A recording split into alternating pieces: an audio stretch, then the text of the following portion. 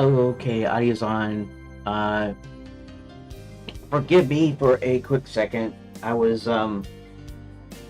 replying to a. It's a broken piece. My lamp holder broke finally, and I forgot though that I had. That's interesting. I had some glue in here. It's glued in. Okay, we'll put that back in there now. But I got some super glue. I might try super glue now. Anyways, it doesn't really matter. Give me a second while I don't suppose I need to do this, but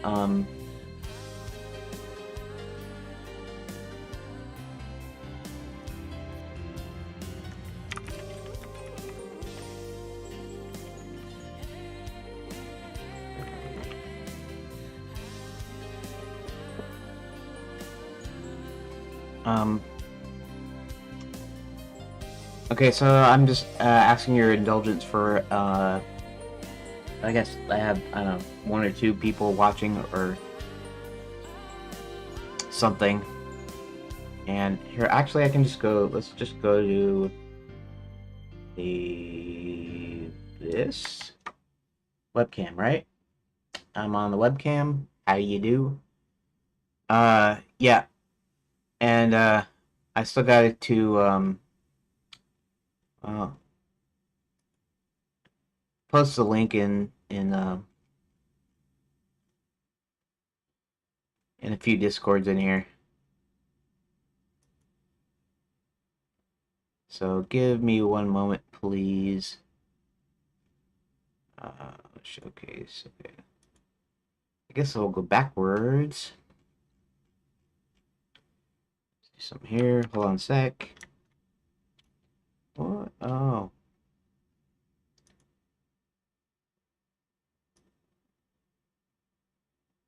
Actually, here, let's just do this. Give me a second, please.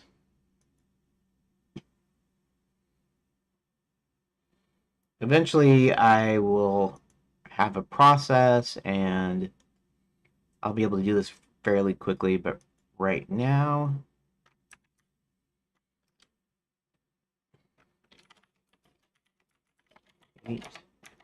adding a bit more of Sir William's story,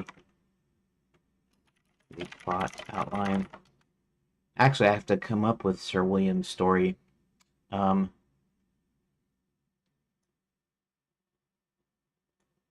Okay, I'm just going to copy text and I'm going to go backwards.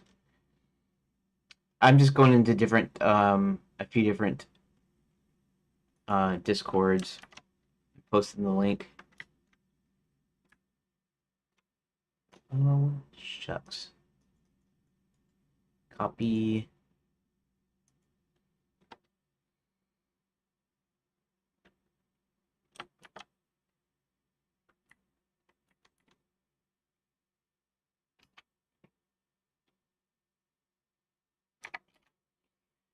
Okay. Wait, what the, oh, shoot. There we go.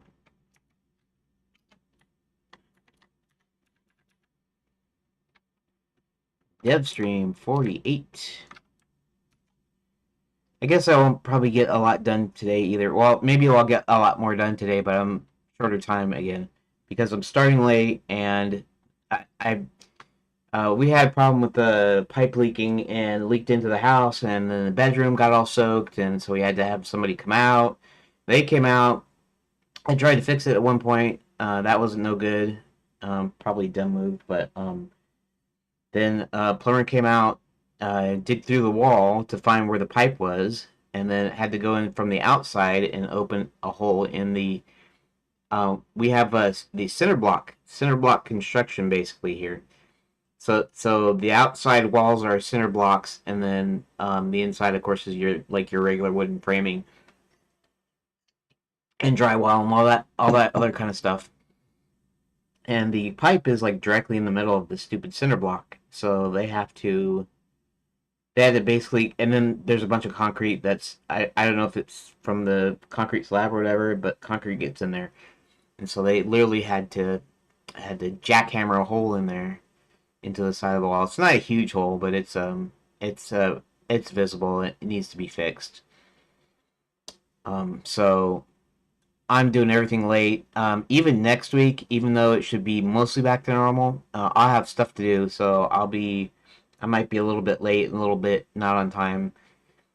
Pretty much like I am all the time, anyways. So it's not like it's actually that much different than what I've been doing lately. Just to be sure, though, that any of you that have been watching um, or listening, uh, I want to thank you for that. But y'all kind of know how things go, and I'm just working on it. I'm still relatively new, relatively meaning about 3 months, approximately. Not that I've never streamed before, but just I'm basically kind of new. I don't know how to say it. I've done some stuff before, but not enough to know the ins and outs. Not enough to have a streamlined, smooth experience. And I also have a problem with being on time, I guess, and I probably have to work on that somehow. Somehow I have to be early with everything, because like I wake up and it's hard for me to wake up. It usually takes me 2 hours to actually be fully awake and ready. But I have to find a way of changing that so that when I get up, I spend maybe at most 30 minutes on my coffee, drinking my coffee, and then I should get to work like cleaning and stuff. So I'm trying to figure that out. So it just takes time. So I have to do this process. I have to get up to speed. I have to be able to practice being on time, maybe a little bit early, so that everything's on time when it's supposed to be. Having a regular schedule, that sort of thing. So thanks for bearing with me so far. Um, Only one person who's watching right now, probably. Um, I might almost assume that's the rookie, although rookie um, doesn't always have time. He's got other stuff to do, and I understand everybody that watches or pops in has other stuff to do, and don't necessarily want to spend a bunch of time watching a kind of a boring stream. Um, but I am. What? This is 3 different. Okay, giveaways. Um, Steam. Okay. Announcements. Alright, this their weekly giveaway. Okay, so let's see. Where was I? I got a few more. There we go. Point and click Discord. The Big O Boss incident. I forget the dude's name. um, but anyways, he's got a Discord that has a stream share channel. He calls it stream share, and then those other ones. This one was a tutorial. The channel's like JMBIB, which I don't really know what that stands for, but was he was the guy that did the classic text adventure in Godot tutorial, which I mostly went through. I kind of stopped on almost the last deal because I hit a spot that I was kind of stuck at, and really I wanted to get started on this thing. And I'm not even going to build a text parser for my game um, until several phases into the future here.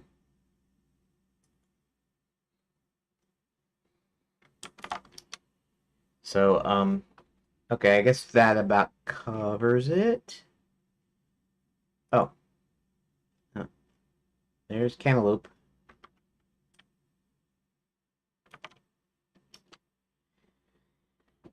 Okay, so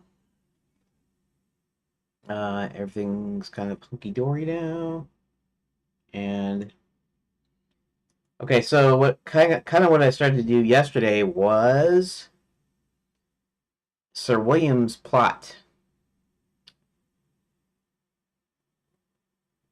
Um, oh, this is different ones. Okay, good. All right. Um, camera is off. I'm looking. Oh, I started by. Okay, Rook says camera's off.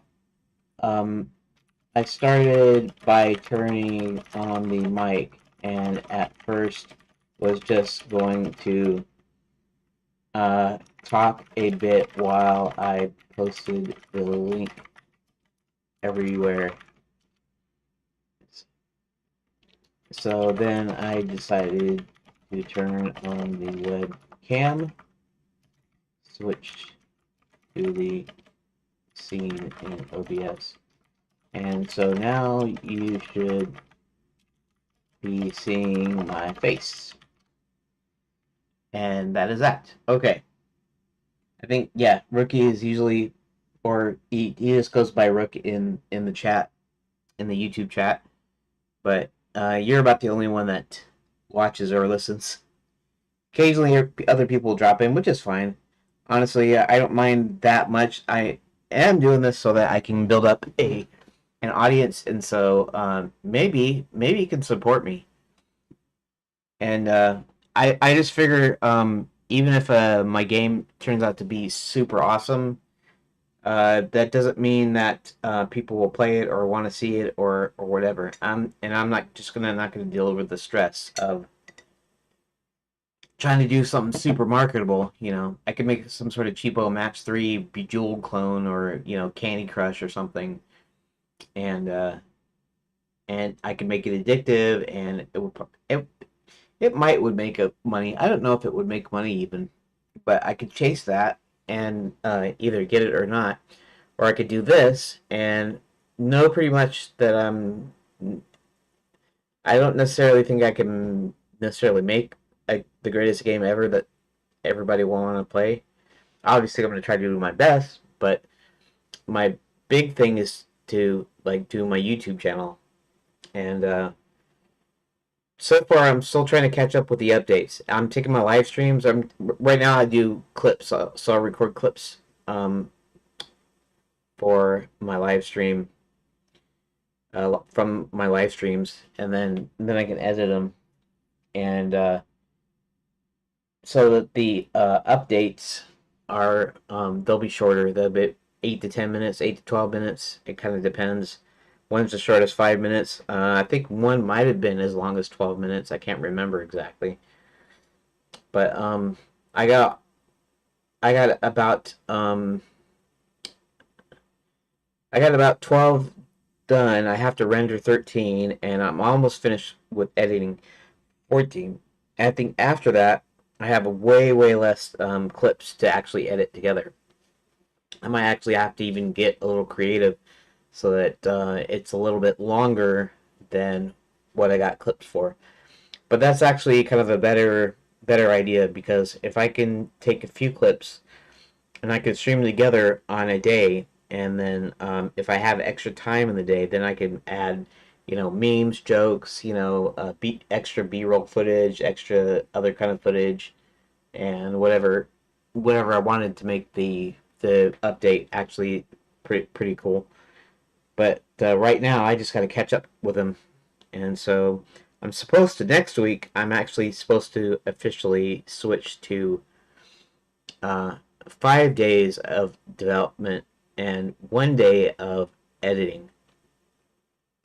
So it's I might just go ahead and do it because I was supposed to do that as kind of a schedule.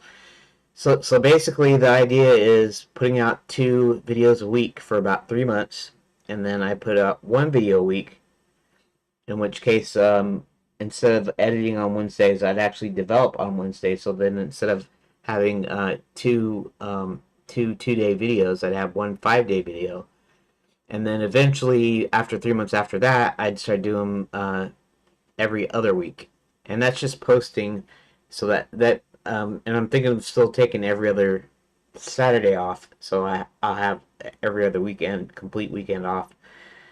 But at the opposite Saturdays, I'd be editing my last 2 weeks video that ways. So I think I could do that. Kind of depends. That's 10 days. That's potentially at least 10 clips, right? But if I do it properly, they could be about a minute a piece, I guess, and then of footage, like one for each day. In fact, I can actually practice that on the once a week ones.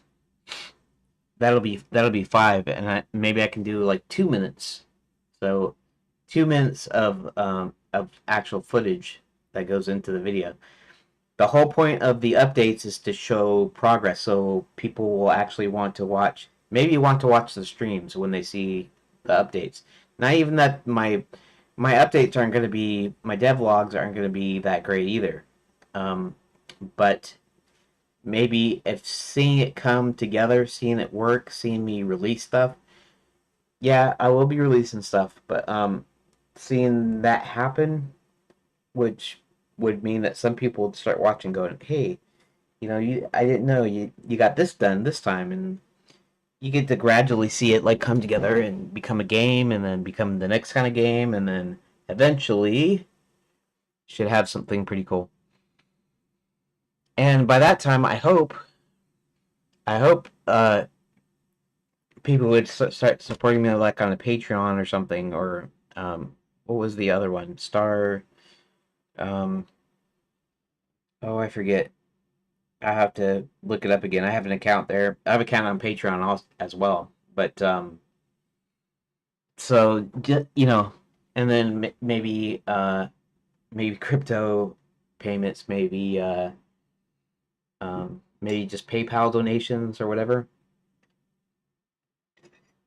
Maybe I could make enough to make back my internet each month. That would be cool. I'm not thinking that I'll be making a living here, but if I can start uh, essentially having my internet for free in a sense because of what people are seeing, then that's great. That's my first goal. My second goal might be something else. So my internet is about $90 a month, and actually uh, I'm supposed to log into my internet service provider and have them send out new equipment that's supposed to go make my download speeds from 300 megabits to 400. I guess I should probably do that. Right now, as far as money goes, I only got about $400 in the bank, and so that's going to internet. So it's slowly dwindling. So and then I got some crypto. I actually have to take some of my crypto to help pay for this this pipe busting stuff that happened, and then I might be able to use some of it to last another year, um, another year of internet basically. So that's where I am, and I guess I should actually get to the thing that we're supposed to be trying to do, which is now it's 2 o'clock. The stream itself has been up for 52 minutes. Half of that being on the half of it being on the please wait screen, and then the other half of me just rattling off here, just rattling off live stuff, and yeah. So um, I'm not really getting that many viewers, which is I guess, like I said, is okay. But we're gonna I'm gonna hope that the updates, the actual updates when I upload them, that this will change it, because maybe people will look at this and go, and then maybe they'll see a few of them, and then eventually they'll start looking for updates, and then they'll see that I'm streaming, and then they'll start watching the streams, and then I hope it'll take off. Maybe it'll never take off. I guess that's always the worry, right? The risk that um, that nobody will ever see it, and it'll come to nothing, and I'll have to go get a real job, which I haven't had many real jobs in my life, so. And a lot of it is I kind of blame it on my social anxiety, which maybe some of you don't find that as a real excuse, but that's my excuse. So, all right, let's switch to desktop.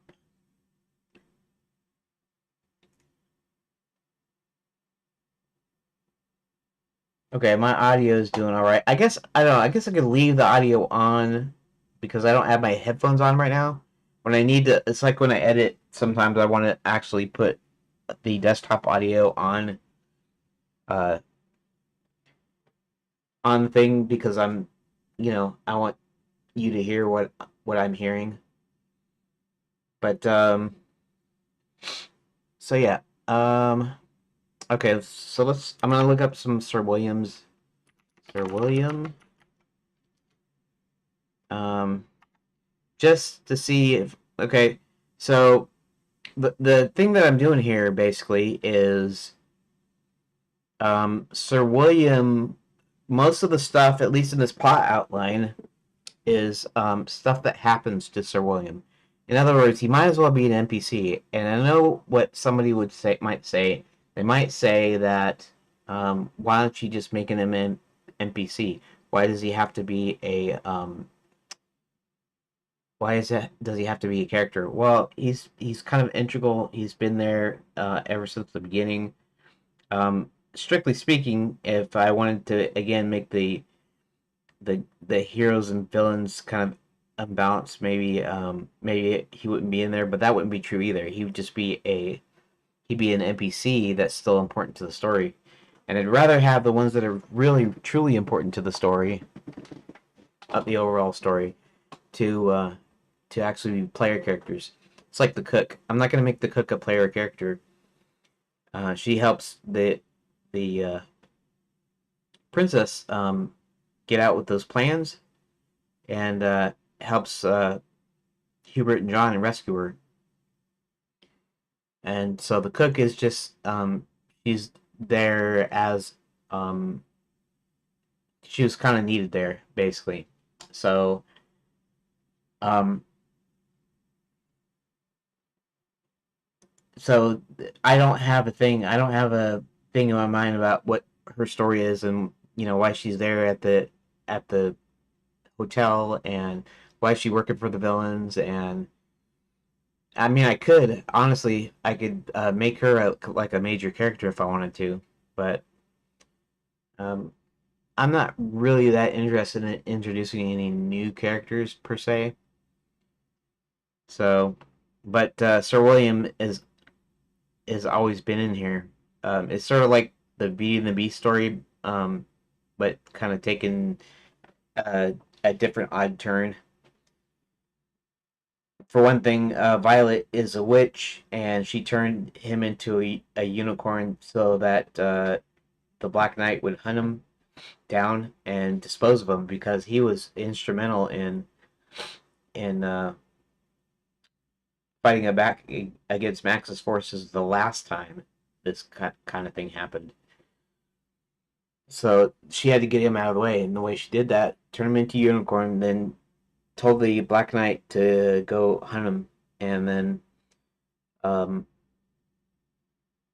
but now once he's turned back, of course he can lead the armies in the fight against Max's current forces. So Sir William to me is super important to the story. The cook isn't super important to the story. She's only important to the situation of the princess getting out and getting the plans and stuff. I just needed some sort of vehicle or some sort of way of doing that. So I don't think I wrote it there. I wrote that in my part of my narrative that I wrote. which I'm almost wondering if I should go back and finish the narrative now based on the rest of this plot outline. But basically, the cook,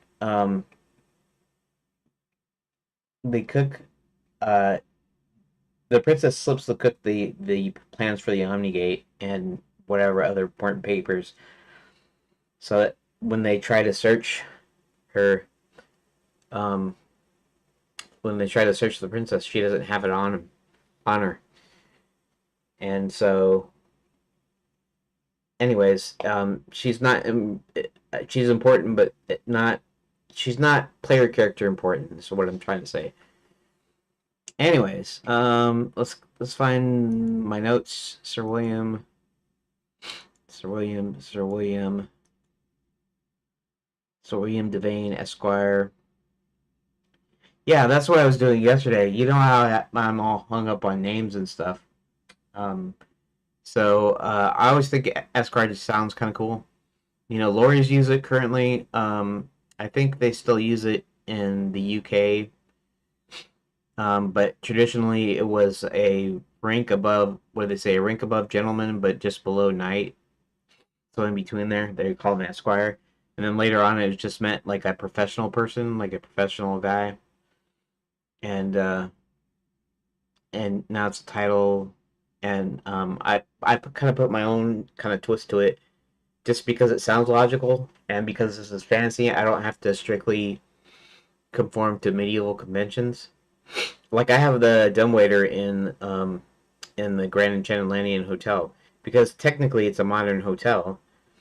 It uses magic, you know, and they use a lot of medieval stuff in Enchanted Lands, but they kind of have modern conveniences. So, um, dumbwaiter is relatively new invention, the actual elevator type. I think they said Thomas Jefferson, the uh, that would be the third president of the United States, right? John Adams and then Jefferson. Um, and one of the founding fathers here in the U.S. Of the United States of America. He had these things that they called dumbwaiters that were basically, they were like serving trays. It was a stand like a table, but it had like different levels, and it was, the idea is a dumbwaiter. It's like a waiter that doesn't talk back or doesn't do anything. So they would set out um, this this table, a thing with like many different like levels of a table, and that was what was called the dumbwaiter, and people could kind of serve themselves, you know. But the elevator type of dumbwaiter was actually invented like in the late 1800s, and then found some success in like the early 1920s and 30s, something around there.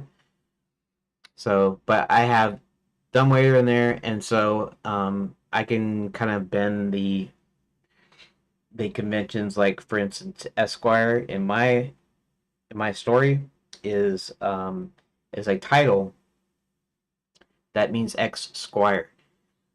So I kind of, the way I did this was um, it's saying like, okay, once you become a knight, you're an ex squire, and so it's a title that you retain through the rest of your life, basically in my story. So Esquire, if you remove the X and put an apostrophe, it's uh, Esquire or Esquire, which translates into the final formalized version Esquire, the word Esquire, meaning that he was once an Esquire, basically. In my story, that isn't how they would do, you know, a long time ago. But yeah. So, anyways, let's go find Sir William. Uh, I need to find whatever. Okay, so this is the plot outline. This is probably the first one. Since I did actually do the good characters, I modified his uh his plot. Main plot: Sir William seeks a way to be restored back to his human form, and subplots to defeat the Black Knight. So, turning into a unicorn, Black Knight starts hunting him. This princess spots him and wants to use him. I'm not sure what I meant by that. I just think that she wanted to capture him, and maybe have him as a pet, or maybe to ride him like a horse. Um, she captures Sir William, finds out he can communicate someone, takes him to Hubert. Hubert's partial magic doesn't turn him back into human, but it does allow him to speak in human speech. After telling him all that just transpired with Sir William, him and Hubert decide to go after Violet together. And that's mostly what happens. With Hubert's magic back, Sir William is finally restored and takes control of the knights. So even in this, I don't really have him doing anything. He's just running away from the Black Knight all the time. Uh, okay. And we don't really care about the subplot here. Uh, Sir William.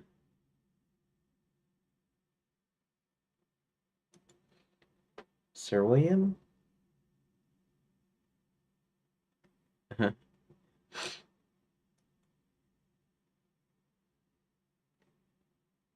Sir William to Unicorn. Black Knight plot outline.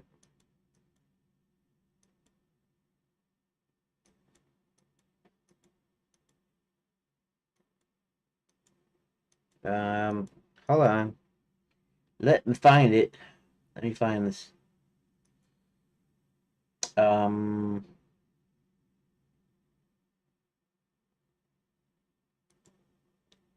I just need the second. I need Sir William's second plot outline because like I said, I started to work on my notes, and when I got to the villains, I decided to stop for whatever reason.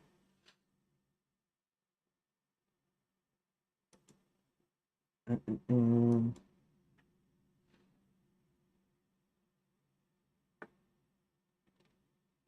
What is that here? Oh no, this is Sir William. Main plot: Sir William wants to be able to communicate with humans so that he may start the search for the witch who cursed him. Um, and then this is kind of weird. This is one of those deals that I do where it wasn't strictly a subplot. It was actually like a second half of a plot, basically. So he wants to be able to communicate so he can start a search for the witch who cursed him. And then at the point he's able to speak, he starts to search and uncovers the plot to get him out of the way. And maybe this can be partly what I do. So let's see what this says, and maybe I can integrate some of this into the plot outline. Because as it stands, they find Sir William in the Forgetful Forest, or Lapswood as its official title is, and he kind of doesn't know where he is or what he's doing. Sir William dreams the night he was changed, wakes up a unicorn. Chester spots Sir William while flying after the princess rescue. Tells her about seeing the unicorn in the forest of fading thoughts. Okay. Oh, so this is interesting because this is old. This isn't like 2005 old, but this is like maybe 2010 or a little bit slightly later old. Uh, Realizes it must be the last of his kind, at least in Chinalands, and wants to rescue him. So at this point, the princess wants to rescue him. After his rescue, they notice something odd about him and scratches on the ground with his hoof, so they realize he's smarter than an average animal. Hubert thinks he's been enchanted in some way, so he decides to sneak into into the library to find out what it could be. This is kind of interesting, but even this is not Sir William.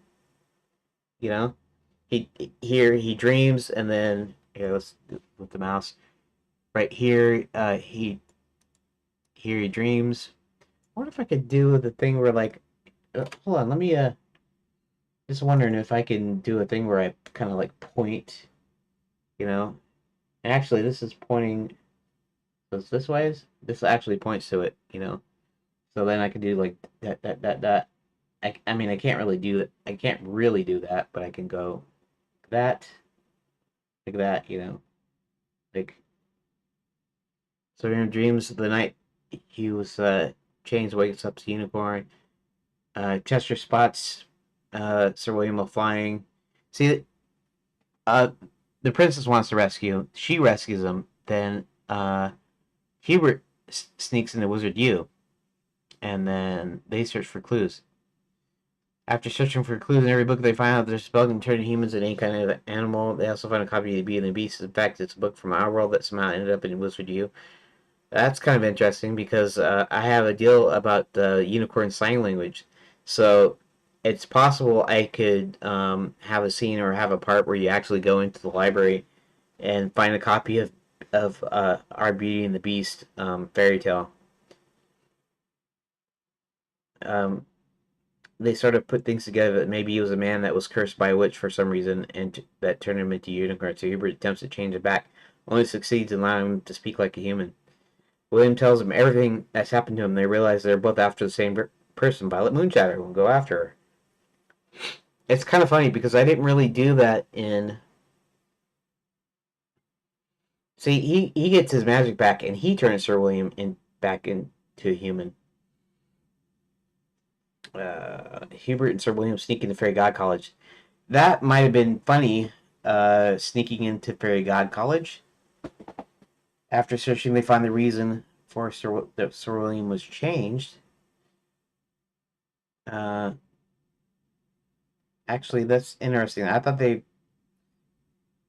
find out in Wizard U, not Fairy God College. Uh, Sir William is captured and chained awaiting the Black Knight. Hubert combats Violet. That's kind of an interesting thought, though, because after flying, after flying,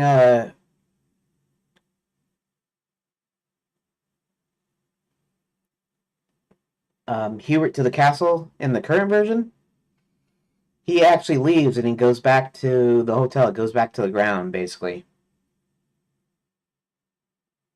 But that's when he's also um, interesting.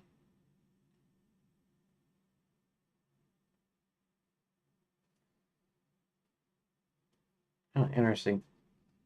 Here comes Violet. William is then loose to be hunted. Hubert gets his magic back, turns William back into a man, and fights Black Knight. After defeating Black Knight, schools are reopened, prison freed. So, so basically, Violet gets taken care of by Hubert, I guess, at this point in this version of the story. So, that's quite interesting, actually.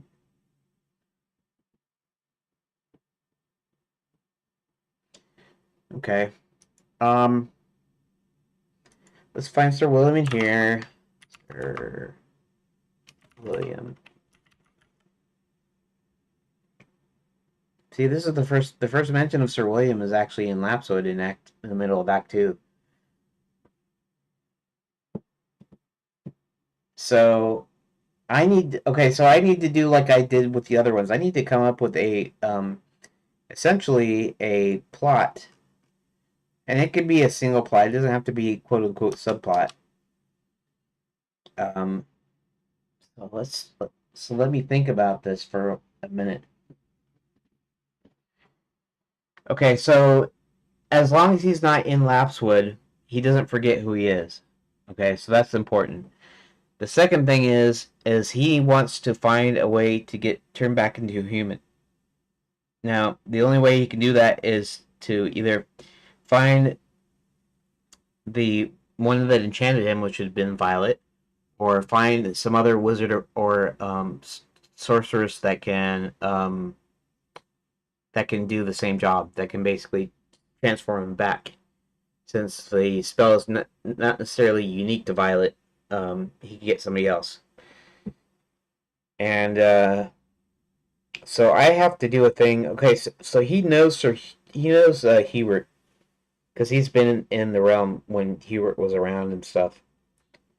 So they know each other. I have to think about this for a second. So my first thought would be, um, even though he's trying to find out who transformed him, he doesn't know who transformed him. Uh, and all he does is look around. Well, actually, I mean, if you have agency, in other words, if he knows he's human or was human, and he knows places to go, he could sneak in, even though as a unicorn, it's sort of like a horse. So he might have to brave, somebody trying to capture him, somebody trying to ride him. He is a unicorn after all, and so unicorns are kind of like magical. And it wouldn't be just necessarily the Black Knight that would actually, do something to him. It might be somebody might capture him to slay him, or maybe they figure they'll get some sort of magic powers or something by having a unicorn. So, he's got to have a something that he needs to do. He's got to have a goal. His goal is to turn back into human. Okay. So I need to figure out a way of where he needs to find he needs to find Hubert. And presumably he doesn't know where Hubert is half the time necessarily. He was changed into a unicorn at some other time. And so the only way he would find him is he'd have to find a way of tracking him down, which I don't know what I could do for tracking down. What would you do to track down somebody? You know, if somebody that could maybe help you, but maybe you couldn't find out. You don't know where they are, and so you need some clues. You need some. Let me think about that for a second. How would that work? Where would he need to go? Where would he want to go? One thing, he'd need to be able to go to the castle, which he can't really do. Um, Okay, so there's the thing. There's the flying trains, right? So most of the flying trains are actually being used to not necessarily to transport new people in there, although there was the one that has John in it, and so some of the like the passenger trains are flying at this point. Um, let's think for a second.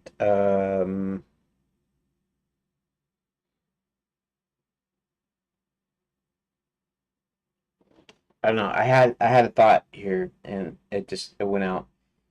Let me think. Let me think. Let me think. Let's see. What does he do? What's the first thing? What's the first thing you would do? Okay, so he couldn't get to the castle. He can't fly. He'd need some sort of a magical ability to go, and you could go on the trains. But the only thing that the trains are doing are bringing materials from the surface back up to the castle for to build the Omni Gate. Now he could try to hide in a train, but he's like a horse, right? I mean, he's a unicorn, but he's like a horse basically. And so it would be kind of hard for him to sneak in somewhere to um to ride the train to go up to the castle.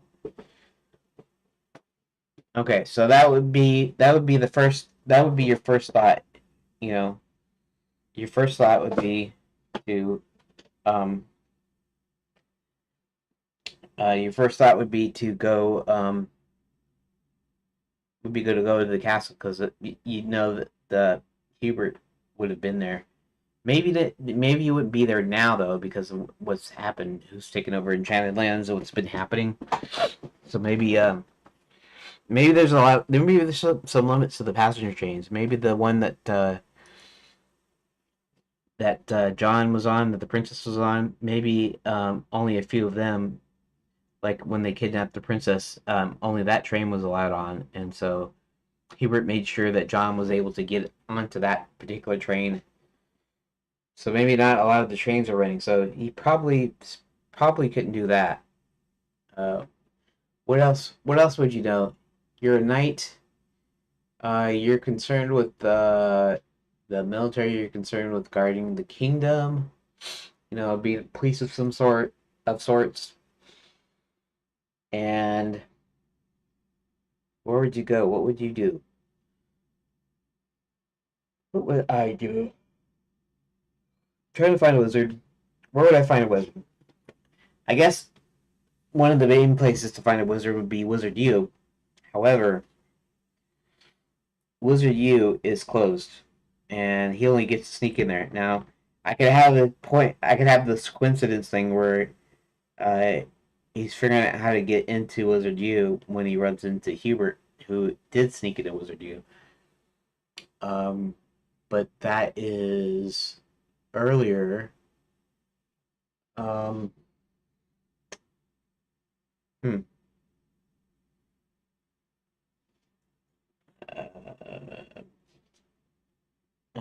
Still trying to think. If I could only get this last piece of the puzzle, and then I could continue streamlining, and then I would be ready for. I'd be ready to add this. To make a game out of this. Um. Okay, so the only other place to go, at least from Sir William's perspective, is maybe Wizard U, because he could go in there and I don't know, maybe Hubert would end up there somehow, but he doesn't meet up with Hubert he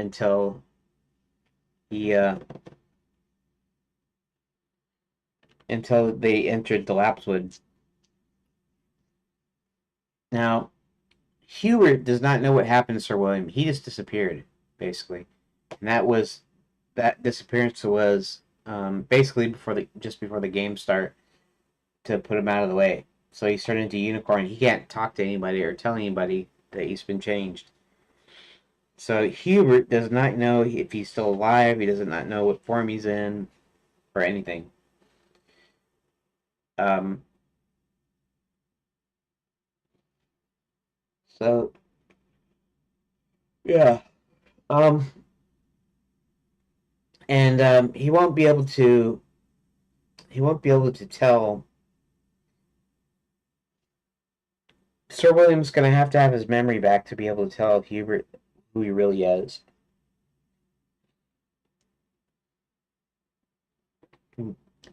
I don't know. I guess I have to take some kind of a break here. I realize it's 2:30. I realize I haven't really done much. I haven't actually spent that much time, but I'm drawing a blank. So um, maybe I'll put on my thinking here. Let me put on my thinking screen, and I'll leave the audio running.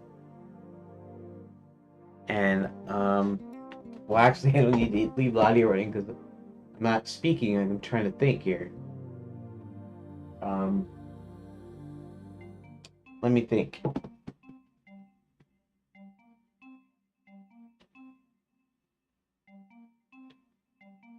It needs a clue to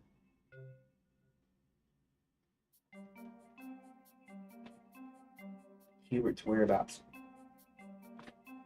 What would make him go into Lapswood? Maybe Lapswood is on the way to someplace. Um,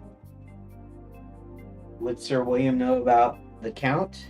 He might know about the Count if the Count was Hubert's friend. Maybe.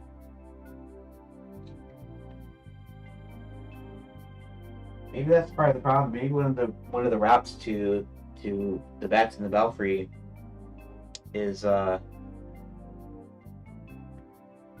maybe one of the routes goes through Lapswood somehow.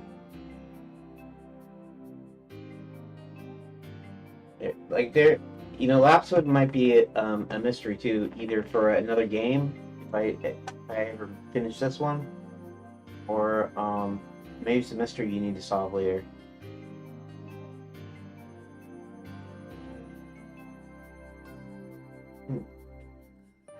Maybe Lapswood was put there. I have to decide where Lapswood actually lies, though.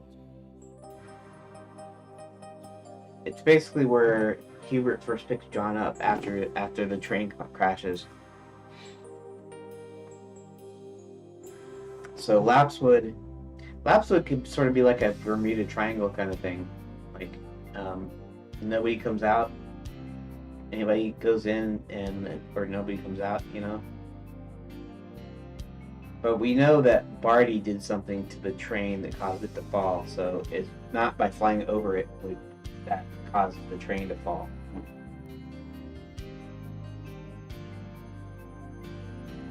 The mystery.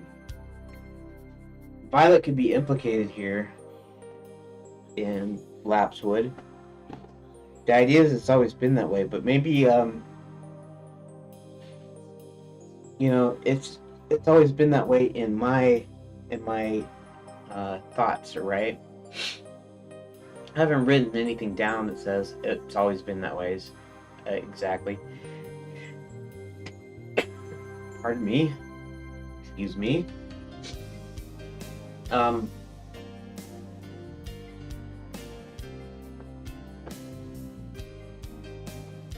Actually, there could be also a thing where there's some sort of thing about it about Lapswood that causes everyone to forget where it came from. Maybe it's relatively new, like just when Max comes back in to the lands. Me? Um, I got stupid allergies, so now I'm gonna start getting a nose or something. Okay, so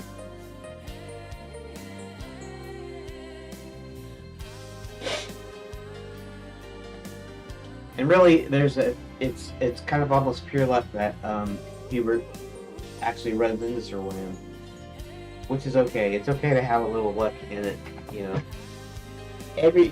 All your main characters, all your favorite movies and stuff, they always have some element of luck.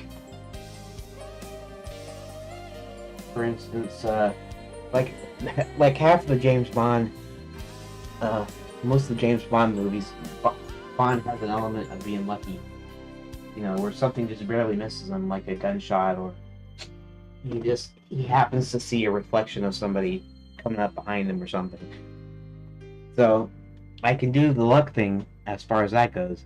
Now, the other part about the luck is that the thing that makes the luck is what's leading up to it.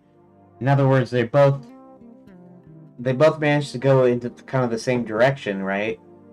So it's inevitable that they would cross at some point. But it's by luck that they happen to cross at this point or at this time. Okay, so hmm.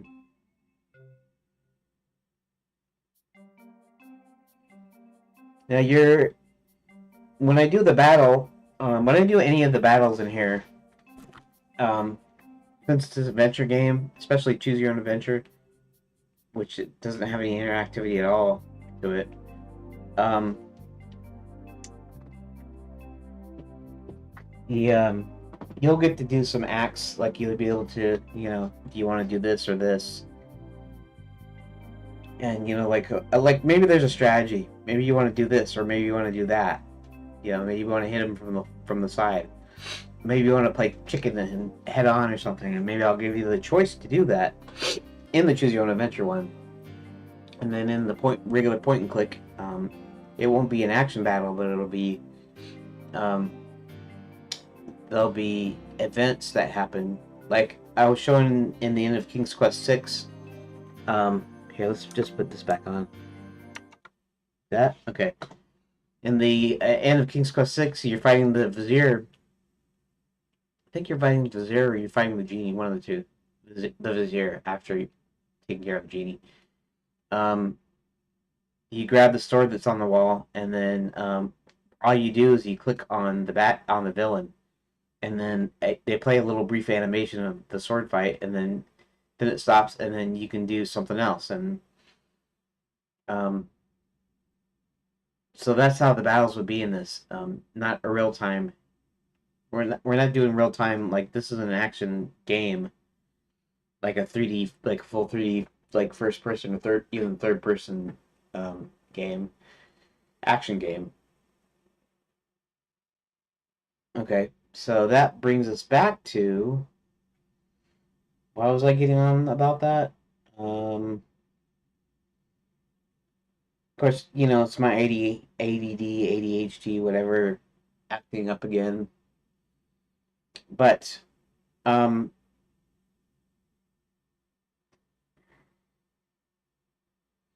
why was I talking about the battle? Battle. Oh, when it comes to the Black Knight on his steed, what you're going to be doing is I might show the two dragons, or I might show Sir William on the unicorn, or Sir William the unicorn, flying unicorn, and you'll end up clicking on the villain. So there'll be some agency there, like you know you have a battle, and you actually get to do things for the battle. You get to click on stuff basically. Um, okay, so where does that leave us? Um,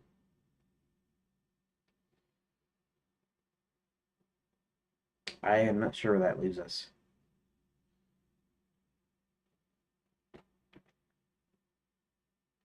Okay, so basically, I need to have something for Sir William to do. Basically, um, hmm,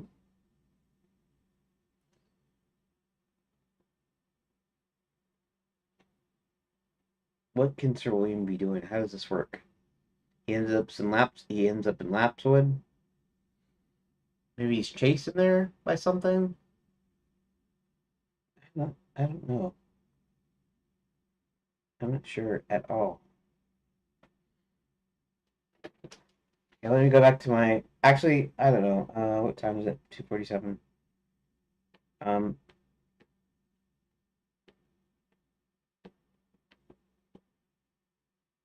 maybe I'll go and make some coffee. Take my break. Maybe I should take my break now.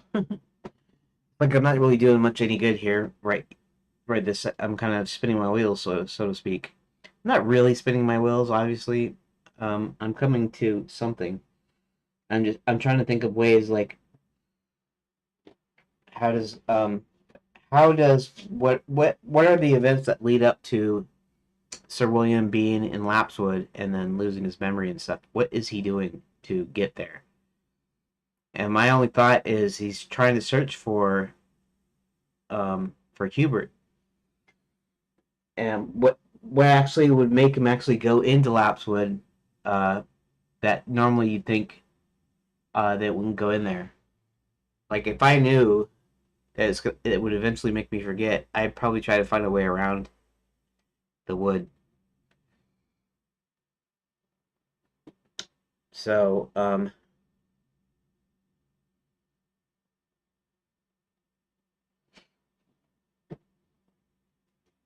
so the forest can there can be some significance to the forest.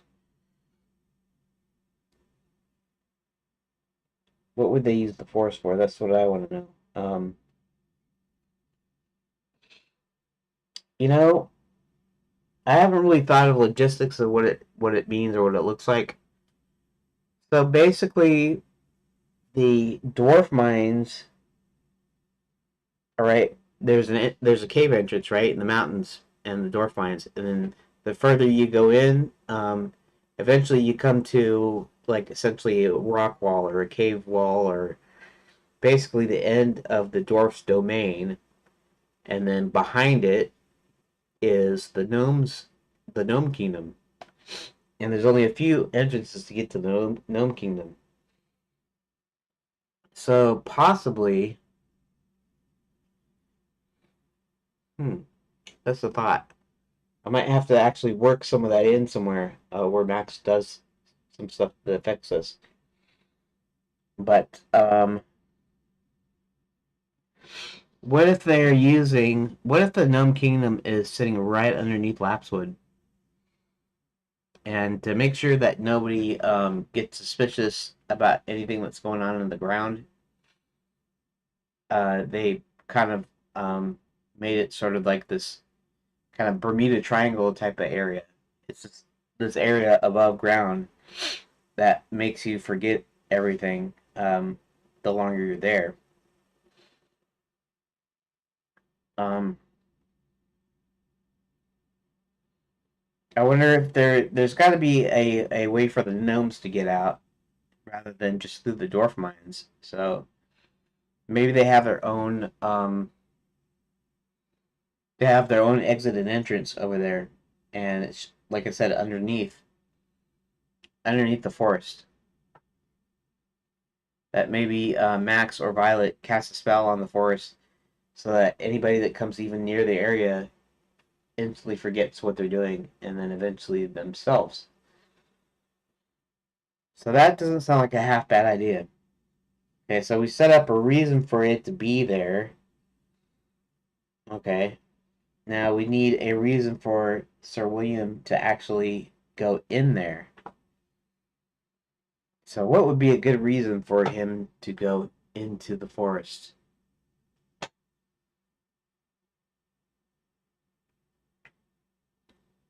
I don't know. Maybe there's something that's related to Violet. Maybe he knows who Violet is, and the only way to find that out is by going. I don't know. I have to think about that for a little while. But maybe I should just go ahead and take my break. Go ahead and take my break. It's almost 3 o'clock. Maybe I'll be back at 3:30.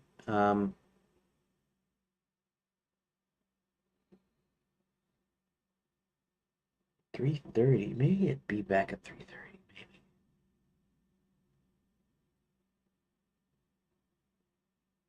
I don't know. I know I want to get this thing done though. I could only come up with something appropriate. Um, I don't know. I'm gonna take my break. I'll be back in a bit, and we'll see what goes on. So thanks for watching so far, and I'll see you on the other side of the break. I'll try to make it 30 minutes or less. So thanks, and I'll be back.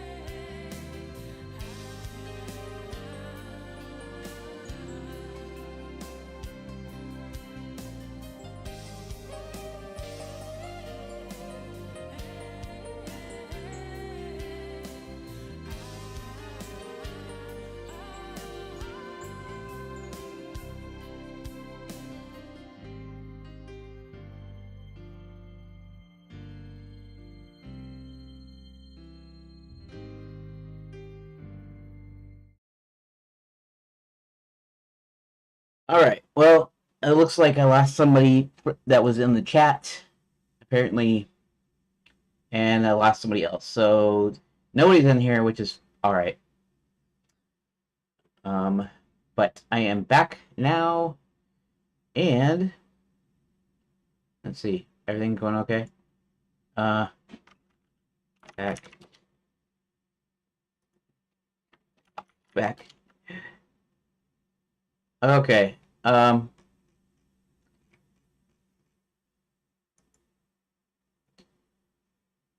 Yeah. It's too bad I can't keep doing that too, but life does get in the way. So, um, yeah. Okay. Well, uh, I guess if nobody is gonna be watching, they maybe you won't get to see the progress until I come out with see like if you unless you watch the stream later, I guess. Anyways, I gotta start doing this where yeah. Okay, that's all right though, I guess. Okay.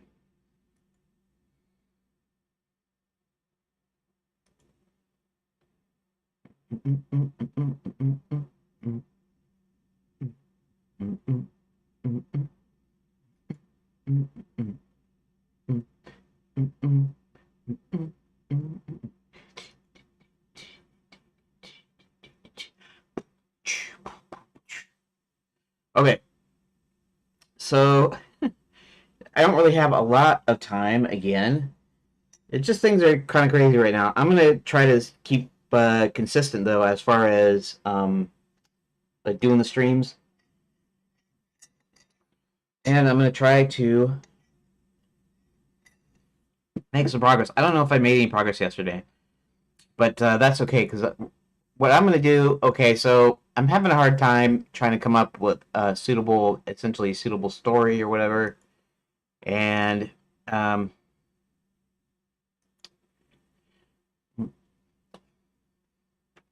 okay, so um, how much do you know? Actually, I guess I should make sure I go to desktop here so that you can see it. All right. Okay, so how much do you know about Sir William now? I type in okay, so like I speak it. I know quite a bit about Sir William the Unicorn and his role in your game. Here's a recap of what I have so far. Sir William today, formerly Pride Knight, was cursed into a unicorn form due to his arrogance. His curse prevents him from fully remembering his past or communicating normally.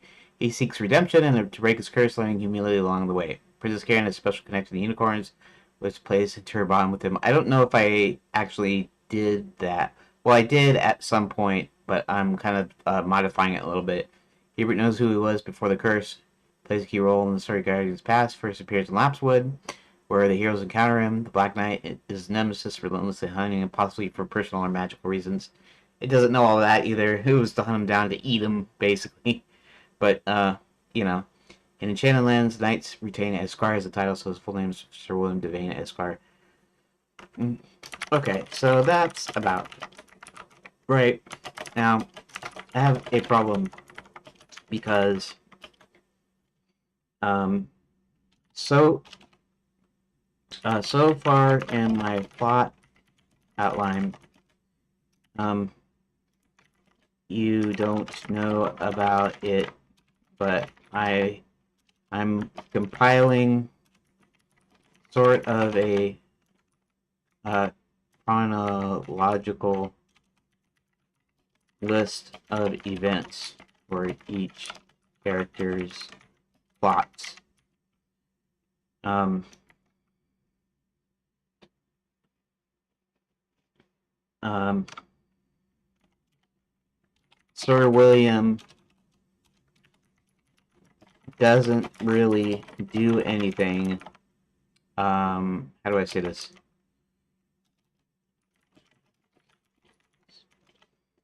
he's mostly reactive in the story. So he's a unicorn that can't speak until Hubert casts a spell on him. Then he casts a different one that gives him wings, relying on the fact that his magic is only halfway.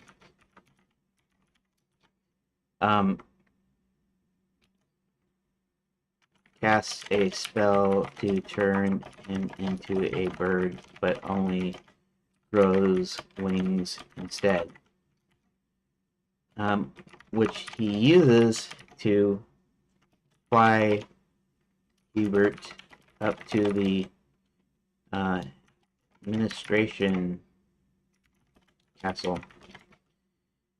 This is the castle where the king rules, but also where they run the resort from. Tourists check in and then go to the surface, and they handle all of the paperwork and management from the castle.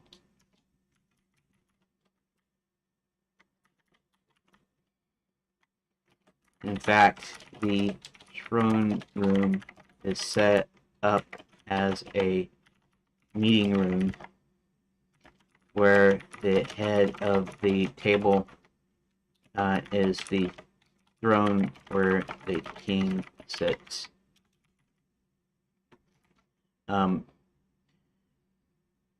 Okay, so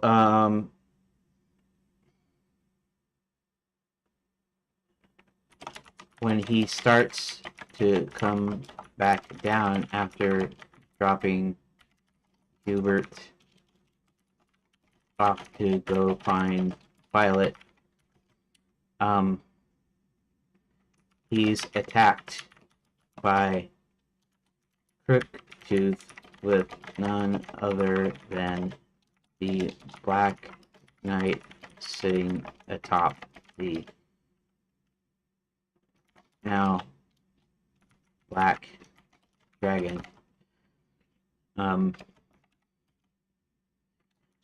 Then Nestor and Chester show up and help him defeat Crooktooth and the Black Knight.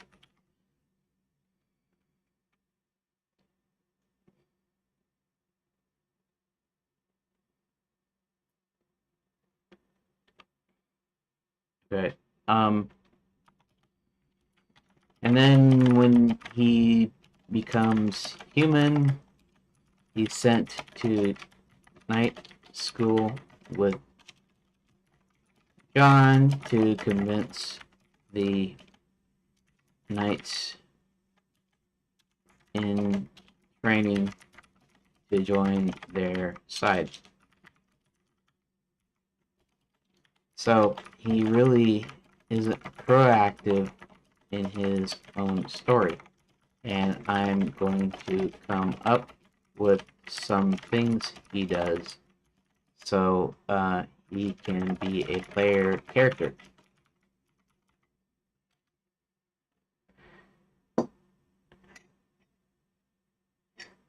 Proactive force.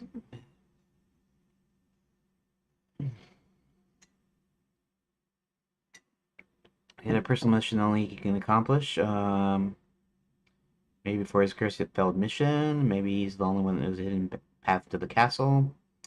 If there's a magical artifact tied to the curse, you can take initiative in battle against Black Knight.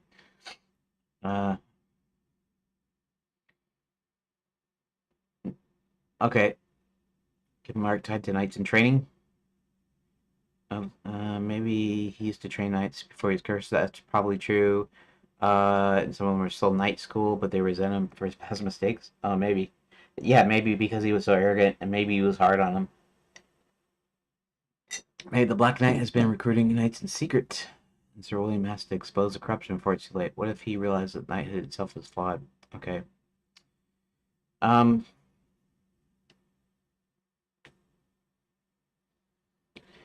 Well, this is all okay. However, the point that we play the game in the story is after he's been turned, and um, when these problems are happening to the lands. I imagine is first um, her, his main goal is to be restored to a human by either finding Violet or finding someone like Hubert. Hubert knows Sir William, just doesn't know what happened to him, and won't find out the unicorn is him until um, he casts the spell to let him speak human, and then once they're out of Lapswood to um, remember. So the question is, how does he go about trying to figure out how to break this curse, and also um, how does he end up in Lapswood in the first place? Before forgetting anything, you wouldn't willingly go in there unless you knew you could come. You would come right out before memory problems set in. Okay. Let's see what ChatGPT says. Great. So Sir William's main goal is to break his curse, which means finding Violet or another powerful magic user like Hubert who can restore him. Figuring out how he's cursed in the first place, since he doesn't fully remember dealing with the Black Knight who seems to be involved in his downfall. Before we need that, we need to answer how did Sir William end up in Lapswood? He couldn't just walk. He wouldn't just walk in blindly. There must be a reason he was there before losing his memory. Here are some possibilities: chasing a lead on his curse. Here, the rumors of powerful witch or artifacts hidden in Lapswood, something that could break his curse. Maybe it's a book, a spell, even a mystical creature like an oracle. Yeah, that's a possible. I don't know if now apparently there's only one person, which is me, because I actually have my stream running in a window as if I'm just someone else watching. Um, you probably only see this if you came into the stream right now, which you probably not because you're not hearing me or whatever, because I was on break and so you came back and I'm still not here, whatever. So okay, Rook is back, which is cool. Um, so okay, so if you watched or listened to me before, you kind of know how I use Chat GPT. I kind of use it to bounce ideas off of. It's sort of like the rubber duck debugging thing, where the idea is you talk to an inanimate object to help you figure out a problem, a solution to a problem, because you can talk, you can bounce ideas off, ChatGPT is better because it can actually speak to me sort of like a human does, even if it's not like 100%, and even if it, I don't end up necessarily copying like word for word, idea for idea, but sometimes there's something in what ChatGPT says that sparks an idea that makes me go, oh yeah, I can do this. So that's kind of what I'm doing here. So here rumors. Okay, that's possible. In fact, I was thinking about making lapsewood be something significant, not just that it's there. Because the idea, really, I wanted it just to be something where you start losing your memory the longer you stay in there, and the idea is it's always been there, or whatever. But I was thinking, maybe I could make that a thing that happened since Max came in. Maybe one of them cast a spell or something on purpose to protect something. And so I'm thinking, how can I actually involve Lapswood? Because they wouldn't have.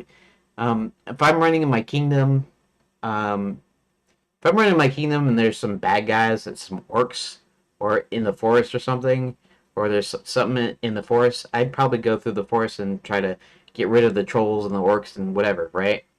So you go in and you try to figure out a way of getting rid of stuff.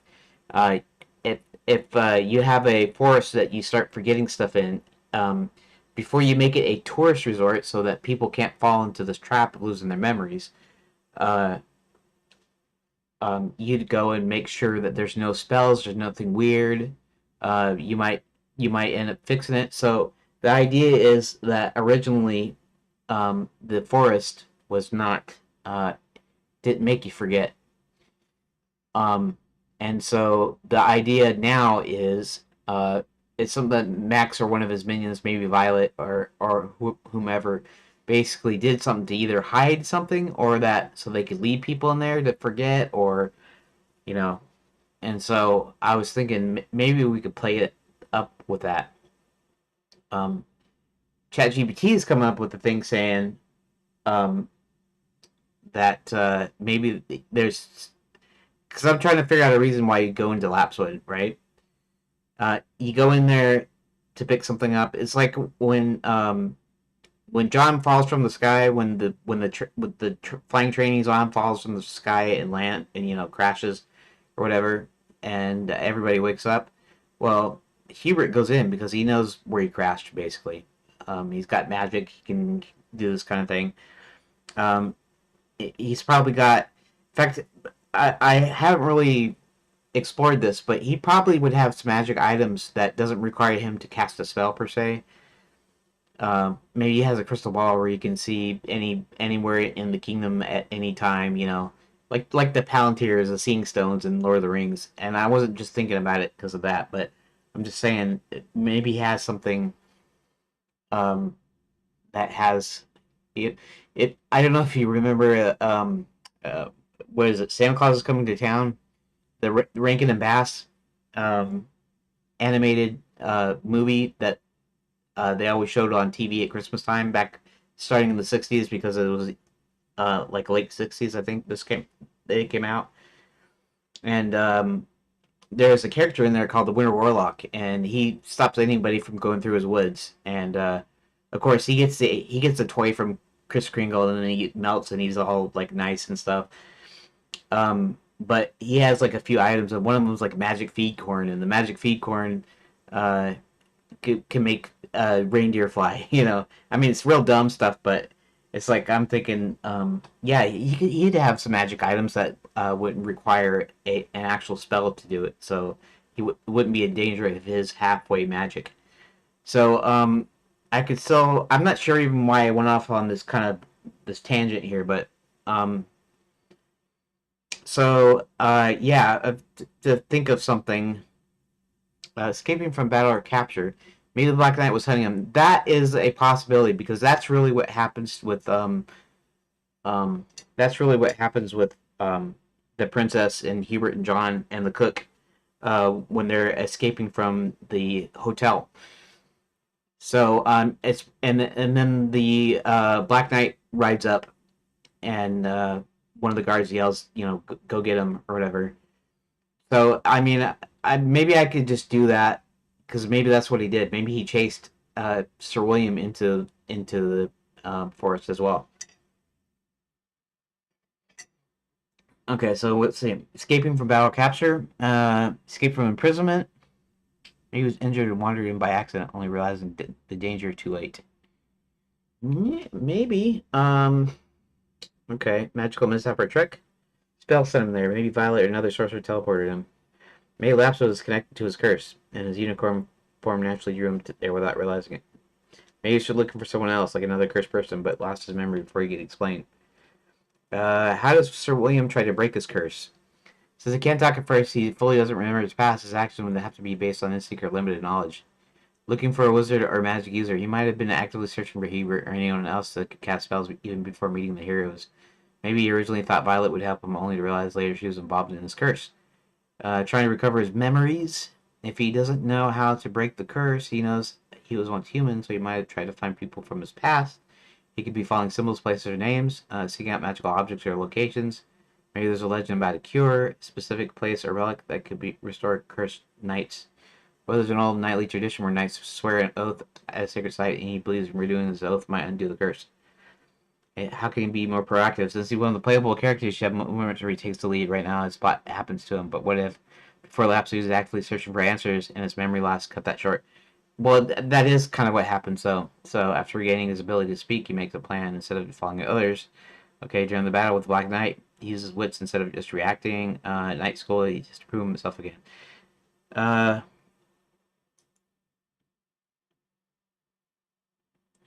Well, it was purely Violet. Um,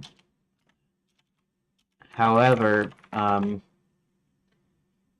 the Black Knight chasing him is properly logical. I guess I know I'm saying this kind of weird, but what I mean by properly logical is I mean it's that's what he's doing anyways. That's what he's supposed to be doing. And the reason I said this odd word construction, I mean the Black Knight was sent to chase him and dispose of him.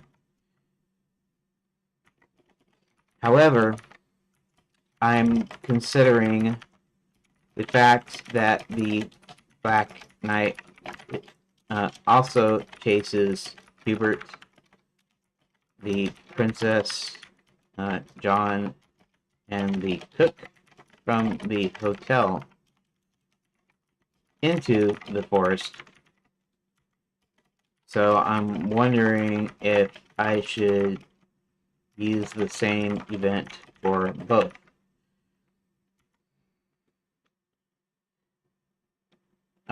The same kind of event for both.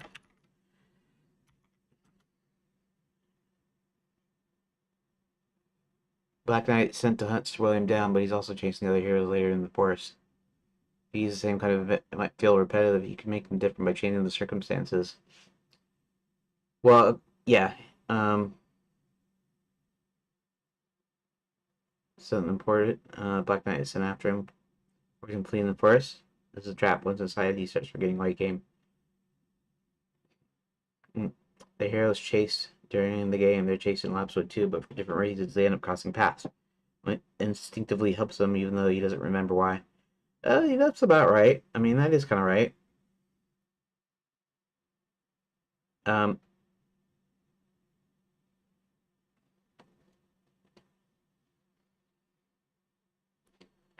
um, it's the Ariel.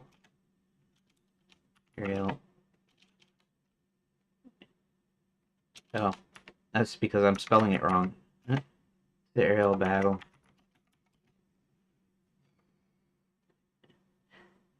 Um,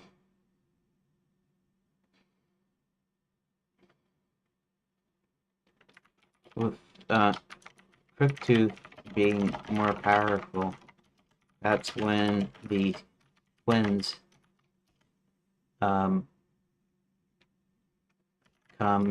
in seemingly out of nowhere and help him out by ramming Crooktooth. You didn't see how bad the big showdown these. The twins come in at the last moment as the reinforcements arrive. Yeah, it's basically, and I didn't copy this on purpose, but it's basically Han Solo coming in at the last minute. Instead of going off to pay off his debts, he comes back to help Luke by firing at the TIE fighters. And so it's, you're all clear, kid. Now let's blow this thing and go home, kind of thing. I wouldn't be saying that in the game, but it's the same idea, really. Hero chase.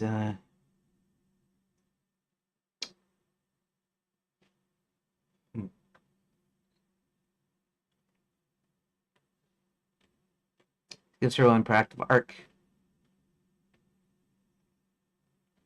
Yeah, the heroes. Okay.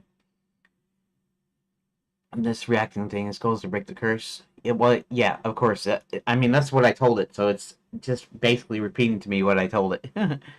One last thing: when Cerulean is restored, does he still have his wings, or do they disappear? If they stay, they could make a week night, which could be interesting for his future. I haven't thought of that, but he's supposed to be fully restored human. Although, I might keep that in mind because I'm already thinking of a sequel.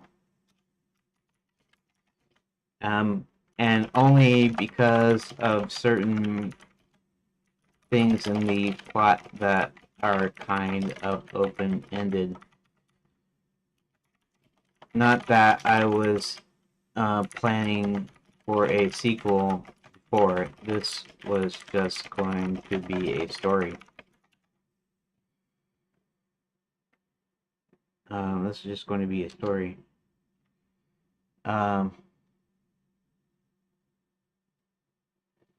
So naturally, some open-ended elements.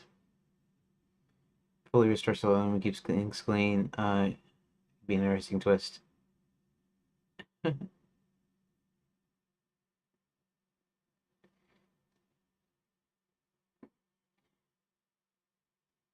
Yeah.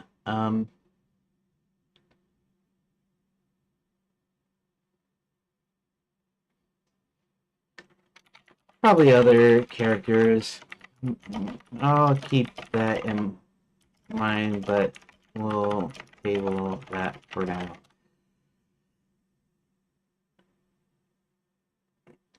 Okay.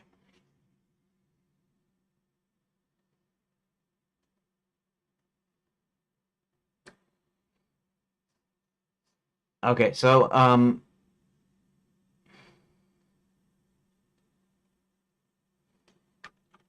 I mean, I guess it's okay if they're both chased into the woods. The Black Knight, rides up on his black horse, just in time to see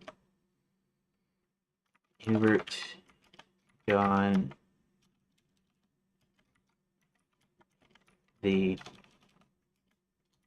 princess, and the cook escape. So maybe he was just riding back from that.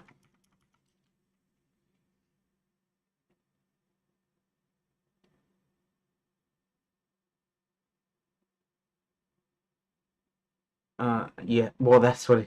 See, I guess I don't know if it's because I don't give them enough information, or if it's because it's just the way that the kind of the language model works. Maybe. Black Knight and Sir William separately. Yes.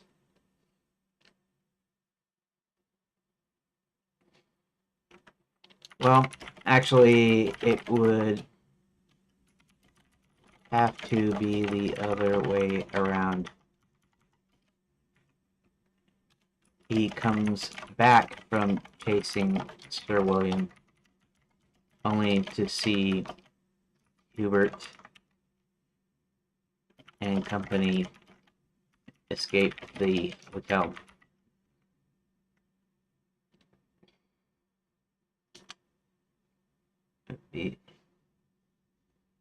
So Black Knight she's and drives him in the last and then later leaving. He rides back to the hotel only to see Hubert, John, and the princess and the cook escaping. That works really well. It keeps the Black Knight active in the story.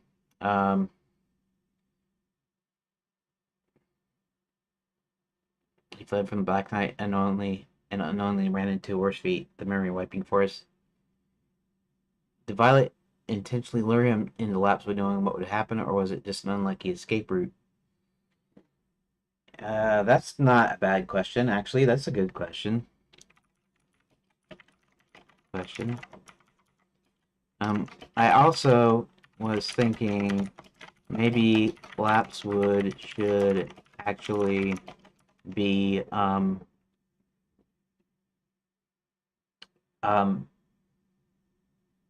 a character or a participant. I was gonna say participant, but that's not what I mean.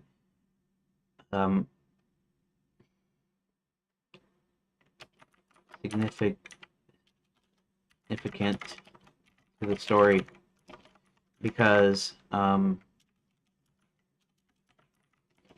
if the king and Hubert wanted to change the kingdom into a tourist resort, then they probably wouldn't want anything dangerous. That's why everything is controlled. Even dragon slaying,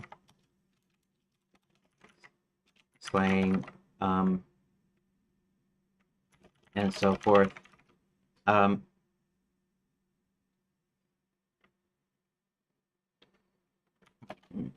The dragons are not evil except when they get enchanted. I even had a thought, although I haven't officially worked this into the plot outline yet, that Crooktooth could magically enchant the other dragons, making them hostile.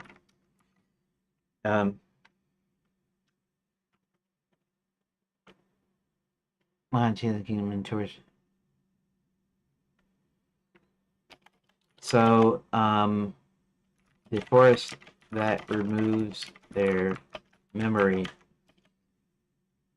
probably didn't exist prior to Max, prior to the villains. Prior to Max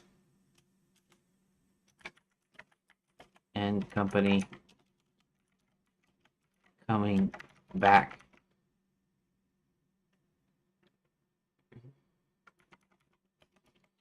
So I'm thinking that the memory taking effects are maybe a spell cast by either Max or Violet or someone else I haven't came up with yet.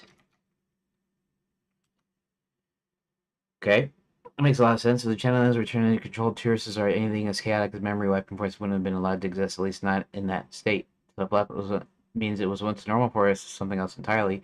Memory loss effect is recent, like a curse or powerful spell. The change benefits Max, Violet, some other working with him. Cast it. Max may be hiding something in there, or using it as a way to get rid of people that are killing them. Violet, she's the one doing dark magic experiments, so it could be part of her work at Fairy God College. True. I'm still thinking about that. New figure, maybe another powerful magic user. Okay. even more significant because, and I just hit the free plan for GPT-4o, and I know, Rook, you keep saying I should try to do a local LLM, and I'm probably willing to do that here pretty soon. But I want to get to a certain point first. Um, and honestly, I'm almost done with the story part here, so I probably don't need a local version, although I might still want to play with it, and I still probably would need some help in my stuff. But the story thing here, anyways, use another model until your limit resets after 827. See, this I'll be able to. In fact, it's got the thing here. I can enter a new dealie. I guess because um I haven't put any like documents or anything, so I can still talk to it in whatever 4.0 mini or whatever it's called now. Used to be 3.5 was the standard when your free went up. Easy to do. Just download LM Studio. Um, yeah, I'll probably here. Um, actually, I'll answer that in chat. Yeah, I'm still kind of new to the streaming thing, so sometimes I think, well, I'll just talk. I'll answer via my voice. I keep thinking, maybe I should be interacting in the chat, even though you can hear me and stuff. So I don't know what others do, whether they interact with chat or whether they just reply to the camera or whatever. But um, yeah, I'll take a look at it sometime today. Um, okay, yeah, I'll look it up sometime today. But in the meantime, let's see. Violet might discover clues about this and why. If he was a knight before the curse, may he recognize this place not how it used to be. Um, would breaking the lapse would curse be tied to restoring his humanity, or would they be separate problems? Probably separate. Although I don't I haven't really thought about uh, breaking the curse, so to speak. It would probably involve that, though. Um, let's see.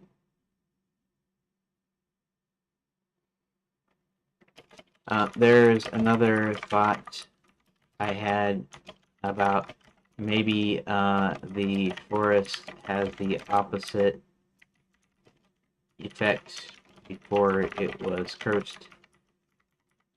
So maybe it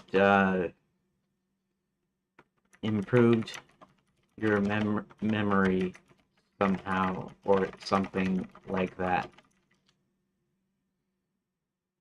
Interesting. The last really had the opposite effects, enhancing memory that adds even more weight and transformation in a place of forgetfulness. Could have been a sacred mystical place where people went to clear their minds, improve their memory, even solve riddles, puzzles. Like a memory temple. That's not a bad idea. I don't want to get too in the woods to the witchcraft and magic and stuff. I'm a Christian, right? And the Bible says not to practice witchcraft. I mean, it literally says in there you don't do that kind of stuff. Um, and I like the way most fantasy deals that don't go like into the you know into some actual mystical junk, like Lord of the Rings. Lord of the Rings, magic is it's just there. It's like electricity, right? So he can do things. Gandalf can do stuff, and like his staff turns super bright or using it as a light thing or whatever, and he can do different kinds of like magical stuff, but it's never even really that he doesn't go like do a spell and it's got these incantations and various things or whatever. I'm not saying that that kind of thing's not in there, but it's like a matter of fact. In fact, to go back to Star Wars again, before George Lucas, or before I ever heard George Lucas talk about the Force as being like a religion, I always thought the Force was like electricity. Um, it's an energy force, right? Binds the galaxy together, all this blah blah blah stuff. But I wasn't thinking about it like religious wise. I was totally not thinking about that. I was just thinking it's like a different physics in the Star Wars universe. And so I was thinking the Force, could be like that, right? So you wouldn't have temples and things like of this nature. You just have, it just be what it is. And the Jedi, and the Sith, for that matter, found a way of tapping into this energy field, you might say, just like we do with electricity. We had you had lightning and stuff, and so before there were any experiments, it was like the Benjamin Franklin experiment with the key attached to the kite, and where it was electrified. Or I heard that Benjamin Franklin had a number of things that had dealt with the electricity. He invented the first lightning rod, and there's several things that he did, and so there's this force, right, called electricity, that we eventually learned how to harness to give us light, heat, computers, whatever. And so I was thinking of the force in that terminology. Especially being a kid, you're not really thinking real deeply. You're just thinking you see what you see on screen. So I don't want to get into. I don't think I want to get into anything that has any link to real like witchcraft or you know what I'm saying.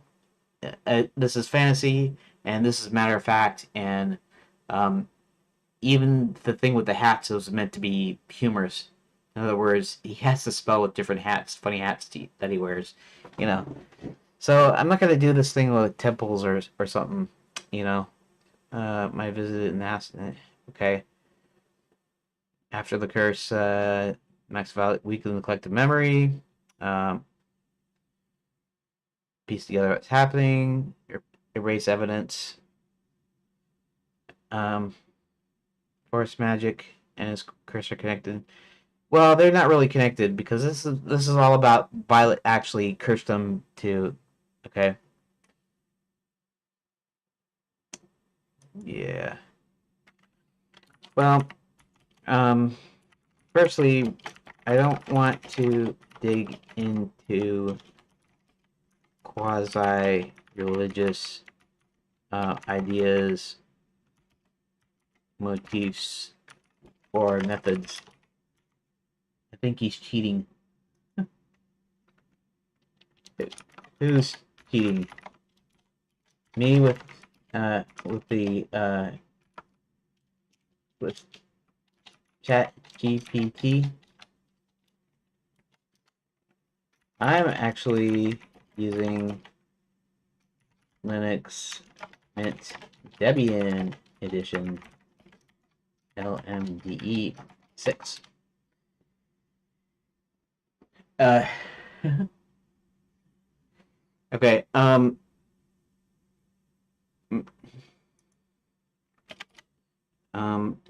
I want no link to the actual witchcraft, but magic is sort of matter of fact. Like we have electricity that before we knew how to use it was almost like magic, and then after we learned about it, we were able to harness it for our own usage. So magic is in enchanted lands is sort of like that. Okay. The curse is not linked to Sir William's curse. Violet did that to him to get him out of the way, as he was the commander of the Enchanted Guard, i.e., the Enchanted Lands armies. Uh, and a pretty good commander. He helped defeat Max the last time. Okay.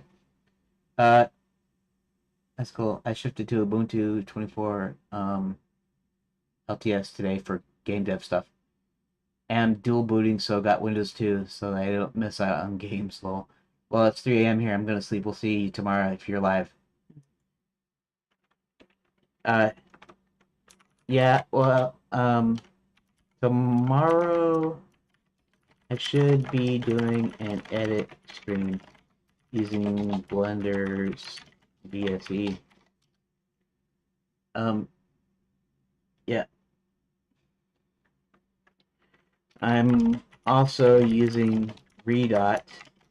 Was look was learning Redot before, but now I'm using Redot.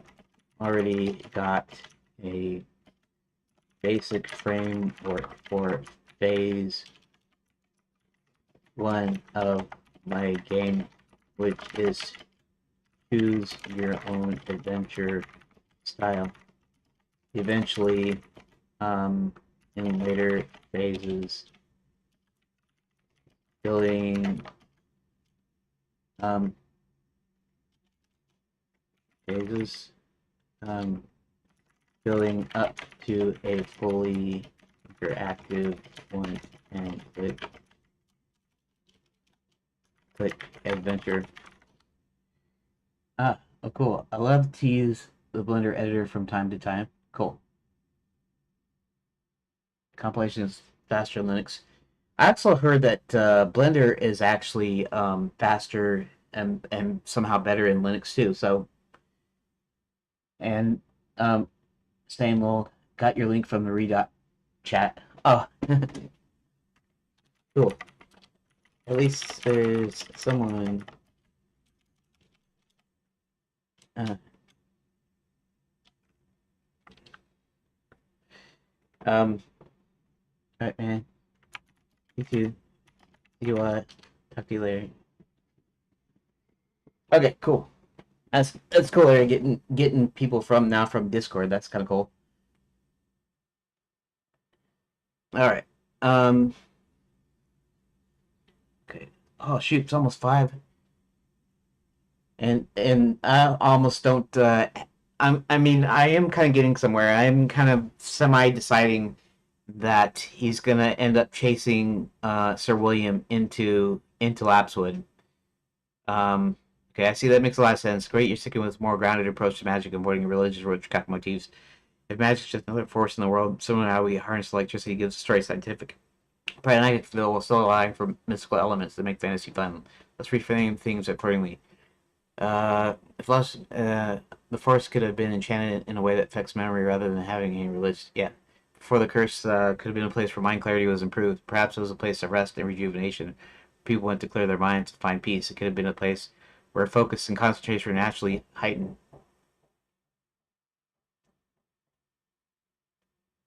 Helped individuals remember better or refocus on their goals. After the curse, Violet or whoever caused the change turned it into a place of forgetfulness as a defensive measure, possibly to confuse those who would try to challenge her rule or erase history.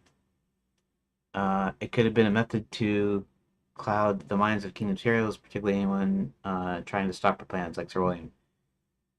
Um, okay. Uh, could be the result of a specific magical experiment gone wrong, perhaps targeted spell. Um, Sir William was a key figure. Chris could be to keep people how they want, especially hindered.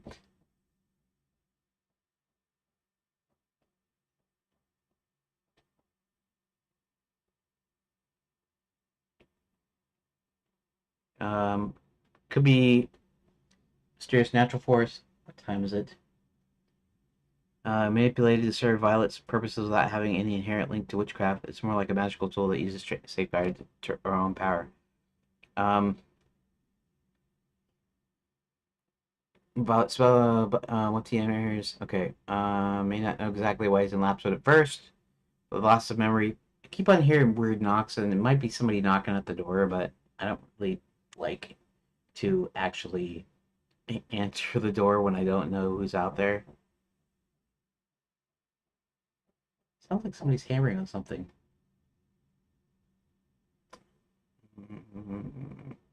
I don't know. It's kind of a weird knocking. So, Effects of the Curse. Major obstacle that Sir William has to overcome to fully regain his humanity. Um, yeah, this is kind of reading too much into it. It's not really related to Sir William other than chasing him in there. However, um, I'm also thinking it could be masking or hiding something. Maybe the gnome kingdom exits out of here, and it's how Max gets people um, into the mines.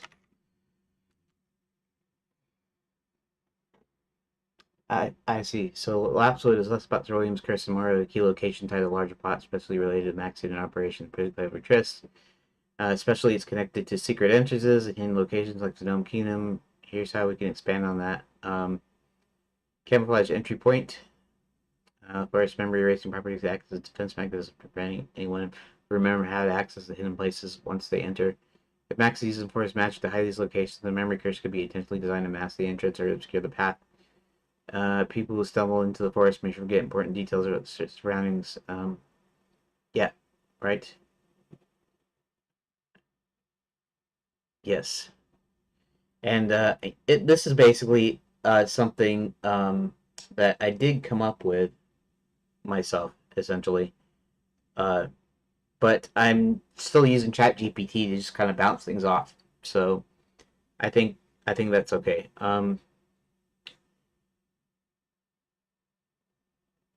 Trap people in the forest either by accident through manipulation. Let's see.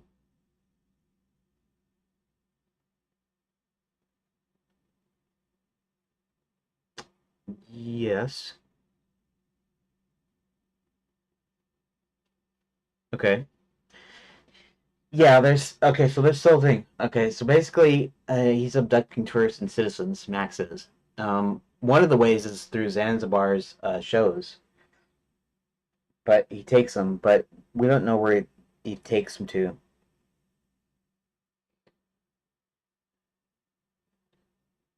Hmm.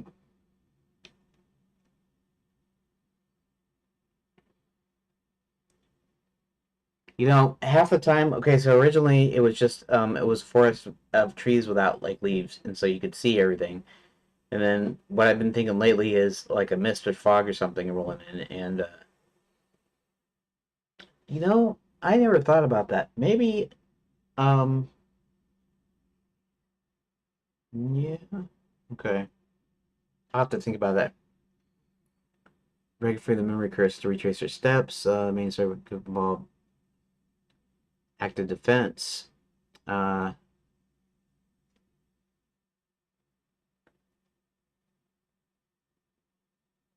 they have to figure a puzzle out. Let clues to regain their awareness. That's possible. Find landmarks or magic that help them piece together. Clues to the known kingdom. Perhaps Sir William or other characters stumble upon hidden symbols.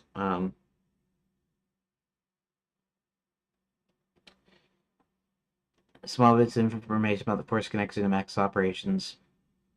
Um,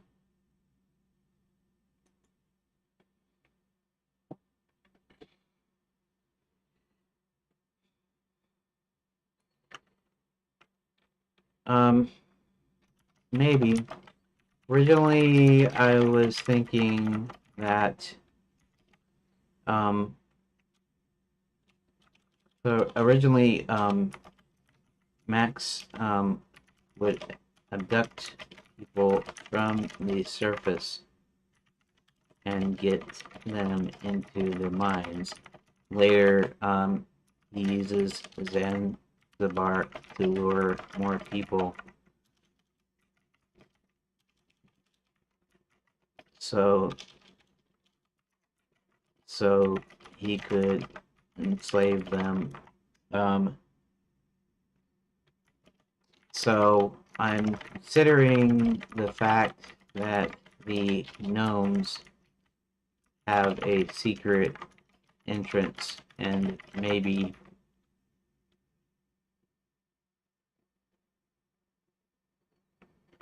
this somehow masks it.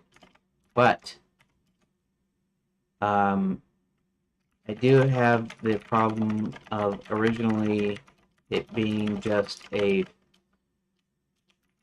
forest without leaves on the trees. Um,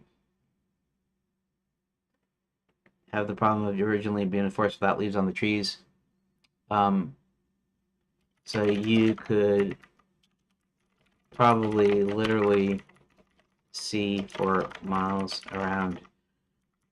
So it can't be visibly uh, obs- um, obscurable, obscuring.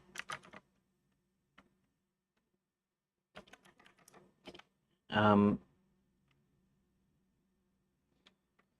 but maybe the gnome kingdom entrance is so deep in the middle that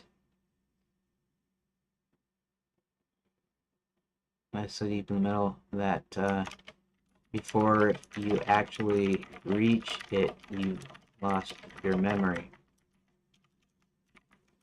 Plus, if it did have a path of being the opposite, um, the gnomes might would have used it in times past, but the gnomes are kind of nasty, mean, bad-tempered, um, thieves, and greedy, and greedy.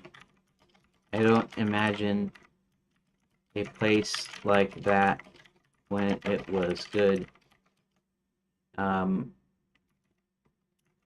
would be something that would leave the gnomes with that kind of attitude. If it made you feel better or smarter or whatever, then you would probably be in a pleasant mood, and these guys aren't,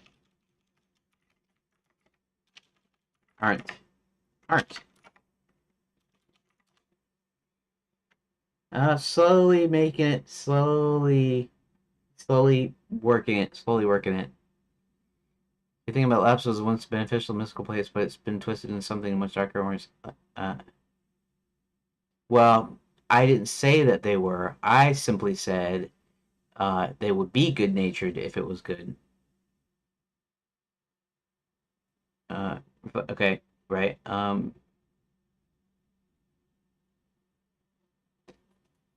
Corruption.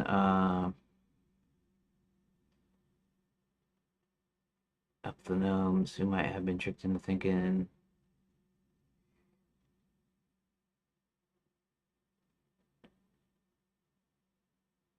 Yeah, I mean, I could make it to where they shifted, and maybe they weren't like that originally. Gateway.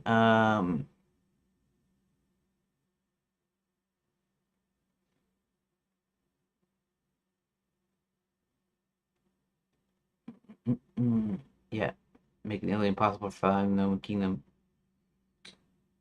Plot-wise, could have originally used the Force powers for his own game, hiding things like mines and secret entrances to the Gnome Kingdom, taking advantage of memory erasing effects to keep his operations hidden. Yes. Likely due to the Black Knight's chase, which it is. He is forced into the forest, it gets deeper, and yeah, that is what happens. Um, I had not intended the gnomes to be good natured at any time. I just figured if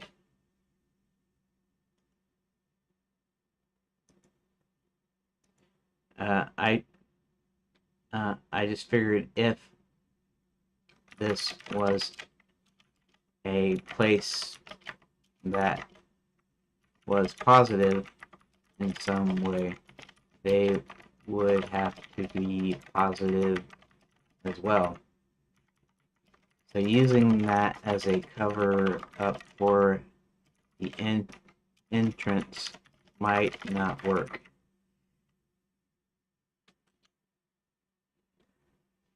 If the gnomes were never meant to be good natured and always had the mean spirited greedy edge, then probably shift the backstory to match the darker tone that's redefined.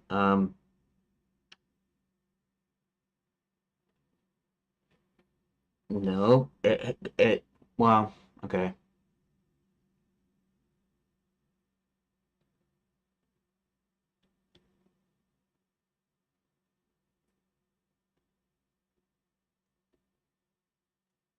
Rather than source of wisdom.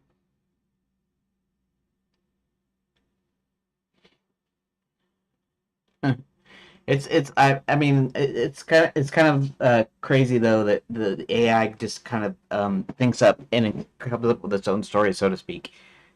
I mean, not that I couldn't ask it to do that, but when I don't ask it to do that, but then it comes up with stuff on its own. They didn't fully understand what they're unleashing. The curse they are max and the violet we cast would distort the forest, making it hostile and dangerous rather than beneficial. Uh,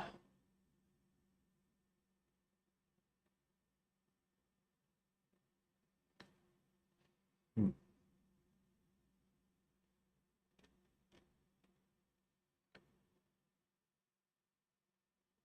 um, yeah. Once inside, the memory loss to prevent them from escaping. Yeah, well, yeah, it's supposed to be a trap. That's correct, though. I mean, that is what I came up with. So when Sir William or other characters venture in the forest, so losing their menu gradually. Yeah, that's it. That's basically it. I don't know about the clues and things. That might be still a good thing to do, but I hadn't thought of that.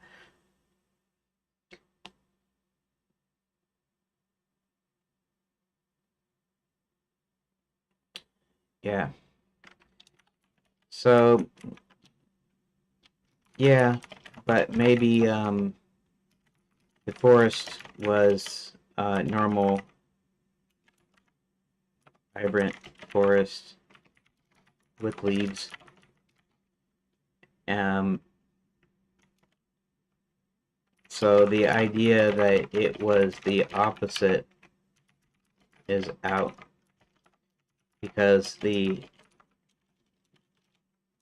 nature of gnomes hasn't changed.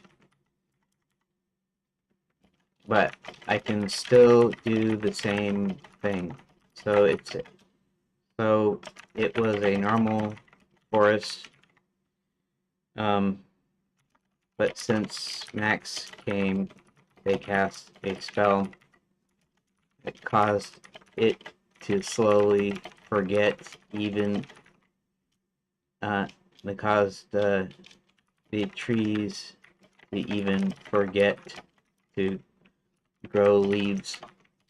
At least that's kind of how the see myth goes. And the story is they forgot how to grow leaves. Um,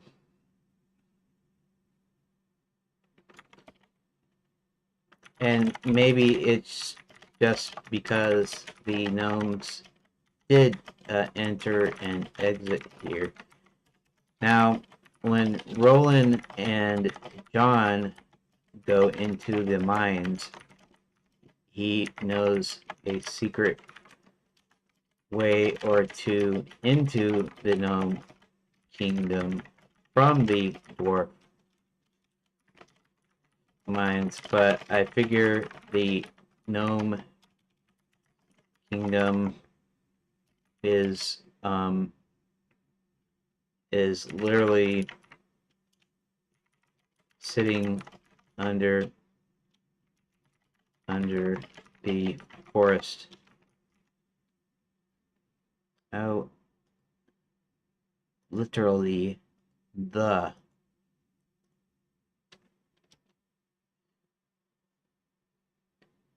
So last one was an Oscar's memory erased in place, but rather normal, vibrant forest. No Max's influence was in something else. The gnome's entrance in the forest would have contributed to changes, but Max's curse sealed the forest's fate.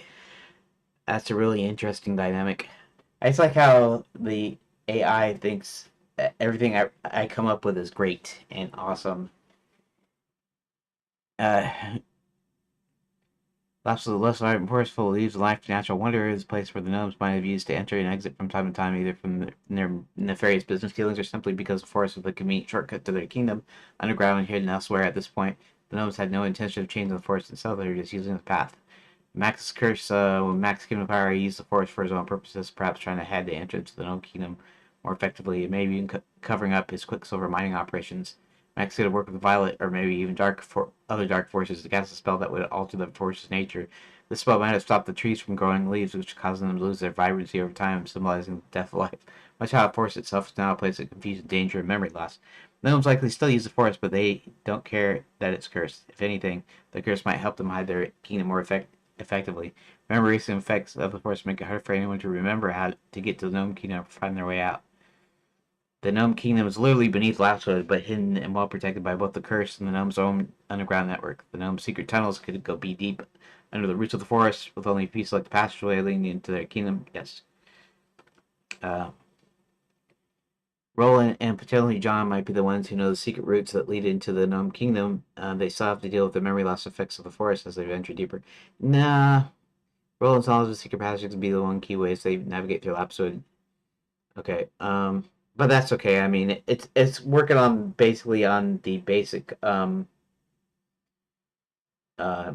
it's working on the. I forgot what I was saying. Um,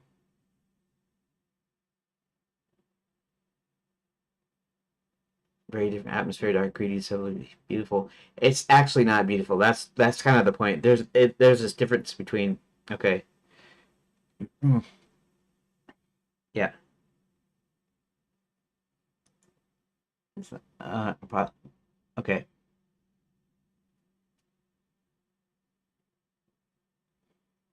Yeah. Uh, Lapse wood doesn't affect anyone beneath it. It's mostly surface. Because remember, Max is using it to hide his mining operations and his mining operations. In fact, he's digging inside the gnome kingdom, possibly part of the deal he has with Barty, whom he's going to let the gnomes loot any realm they want to.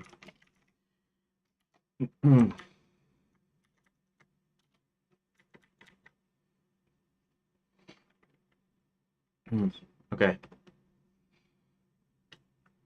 Um.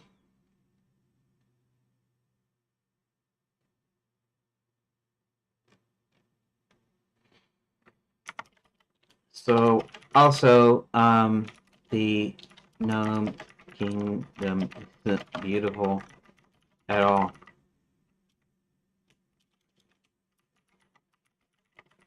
It's in stark contrast with the dwarf mines, extensive, well-crafted halls and beautiful um, ornate decoration and so forth.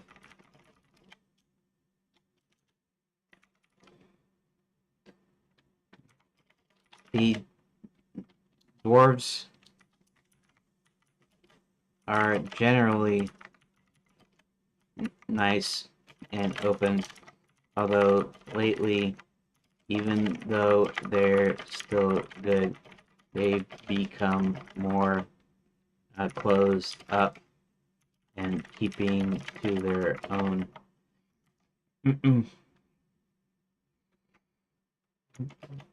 Gnomes are usually shorter and fatter than dwarves and have a mean disposition.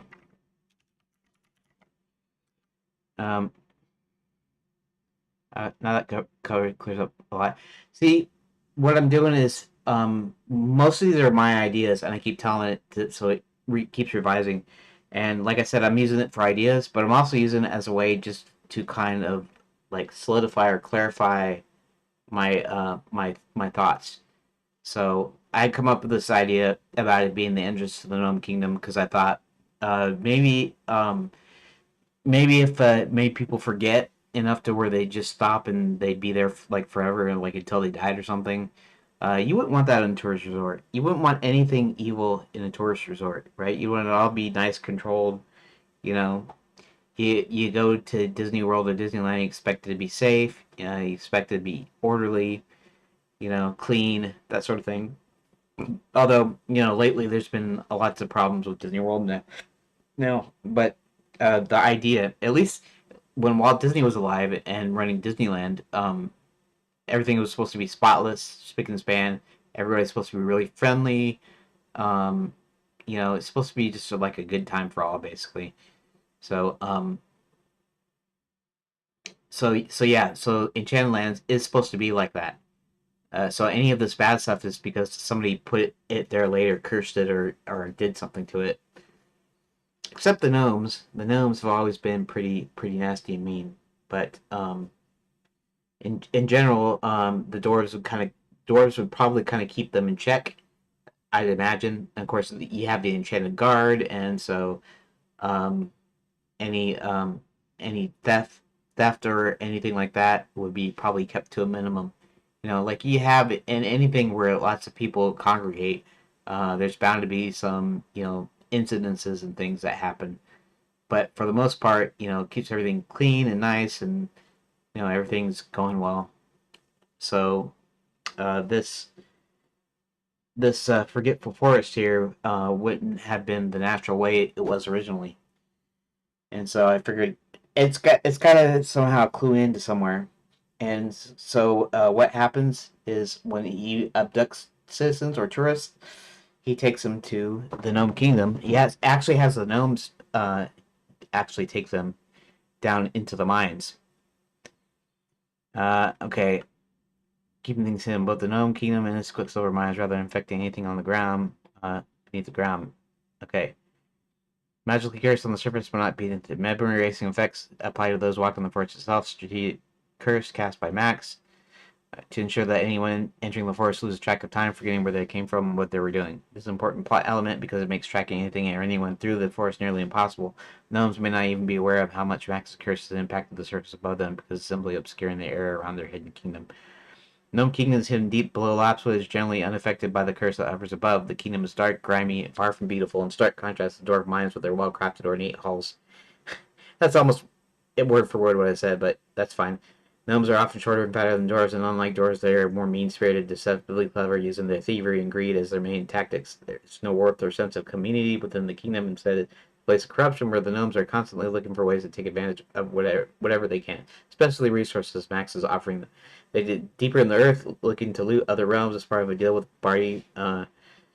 Perhaps even okay, but they may have also involved in Max's mining operation in some capacity. They're looting kingdoms, searching for wealth, have close alliance with Max, who's enabling them to take over as long as they help cover up his tracks. Max's elapse will develop the highest quicksilver mining operations, essentially mining underneath the Gnome Kingdom. The curse makes it possible for people to remember, impossible for people to remember if they've seen anything. So the surface level lapswood is a perfect obstacle for anyone who might wander too close to Max's operations. He might have used this obscured place to keep his mining secret, only allowing certain Gnome members to freely enter and exit and stay undetected. Yeah, that's pretty much it. Or casting a spell on them that being self-serving and mean-spirited are willing to help Max carve his up. Well, that taking their own probably their own loopholes, ensuring they're not totally under Max's thumb, and conceal from him when needed. Maybe I don't know if I thought about that much, but shoot, it's already 5 o'clock. On the other hand, dwarves are completely different in temperament and society. They're open-minded, community-minded, good-hearted. At least historically, the open-mindeds are full of well-crafted artwork, strong sense of pride in their craft. Lately, however, they become a bit more closed off, keeping themselves due to external pressures, perhaps because the gnome dominated underground influence with their growing power of Max. Right. Dwarves may suspect something is wrong. They're reluctant to act due to the gnome's close ties with Max, as well as possible internal divisions. Still, the gnome's presence is unsettling, and there's growing tensions between the two races. Roland and John know some secret ways in the Gnome Kingdom, potentially through the Dwarf mines. They might use old, forgotten tunnels to bypass the curse effect on the forest, and they may need to rely on some gnome-made passages to navigate around the forest confusion. Okay, that's alright. Memory loss may not affect them directly, as they have enough experience with the area to counteract it. Still pose dangerous challenges as they venture deep into the Gnome Kingdom. Okay. Per plot device, Gnome Kingdom influence. Okay. Keep their knowledge of secret passages. It could make them an important asset. Yeah. Okay. So this kind of makes that important. It actually makes it a thing instead of okay. And so this will still play into Sir William's deal, but he's just gonna get trapped like the other ones get trapped in there. So he's not gonna be going in there on purpose. But they all get out eventually. So now the only thing is okay. We know that he's being chased in there, but I still have to have something for him to do beforehand that has to do with him searching for someone to remove his curse. Um, okay, that's about right. So now I'm back to what happens to Sir William. A few notes. Sir William is known to Hubert, but he doesn't know what happened after his mysterious disappearance. So he doesn't know he's a unicorn. And in fact, he doesn't know, yeah, and in fact, doesn't know, uh, Sir William can't tell him until they get out of the forest. There is a part where John suggests Hubert cast a spell or something because he looks like a wizard, and so he manages to do a spell that gets them out of lapswood. Although I haven't really explored what his how his halfway magic affects that particular spell. Um,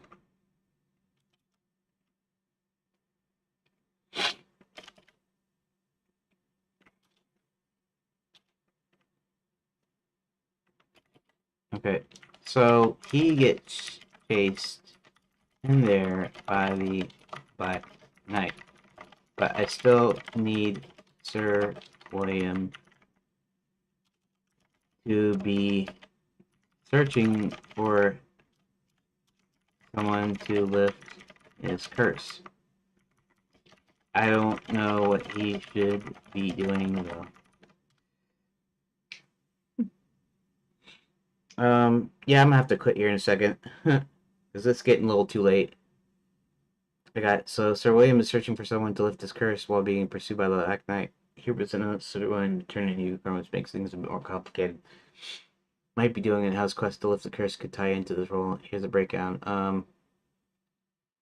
Curse due to his arrogance, his main motivation is redemption. He's not just looking for someone to remove the curse, but to find a way to prove himself worthy of having it broken. Okay, maybe. He may believe that breaking the curse is tied to his own personal growth. He wants to find someone or something that can help him realize his humility. This could be a magical entity, an old ally, or even a test of some sort. Key part of his arc once he learns his true identity in the story.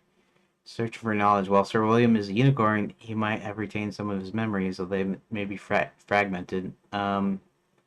Looking for ancient knowledge, perhaps in magical books. It might have information on how to lift curses or achieve redemption. This could send him on a scavenger hunt for old scrolls or enchanted objects. Curse mystical nature. It makes things even more complicated. The curse turns Sir William into a unicorn, might have special conditions, make it difficult to reverse. Must prove him something that cursed him, Father Master. Might need to undertake a specific journey or task in order to break the curse. The Black Knight could be connected to this. He might hold the keys to Sir William's redemption, test or trial. Sir William's trying to redeem. He could be undergoing a process where he's growing from seeking humility, not just to break the curse. Chased by the Black Knight. Okay. Uniform forms impact. Could still speak, communicate, but he may be unable to do so normally. Right. Well, yeah. Once they get out of the forest and he tries to cast a spell on him to turn him back into a human, he succeeds in letting him speak.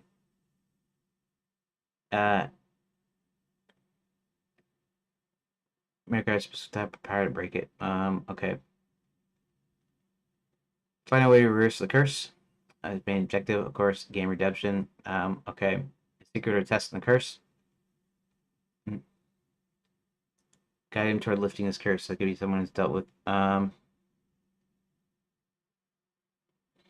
Okay, so I guess this is not really kind of learning, and maybe it's because it's falling back on the non-free on the free version of ChatGPT.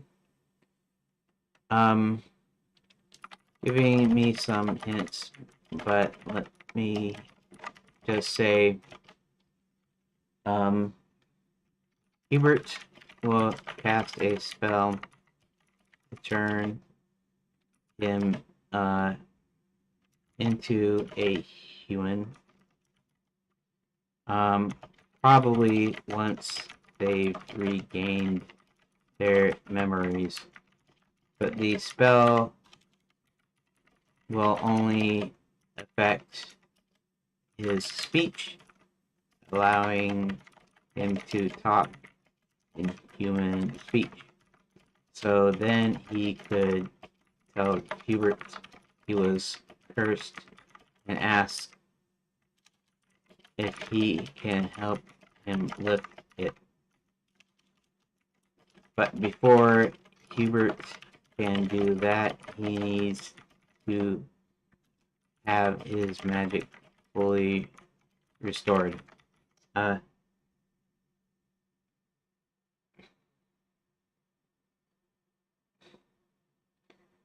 Okay. So now comes the fact that he's searching for a way to remove the curse, but he's hampered by the fact that he's essentially a horse, and at this point can't articulate in human speech. Although John originally was going to have Karen learn to communicate um,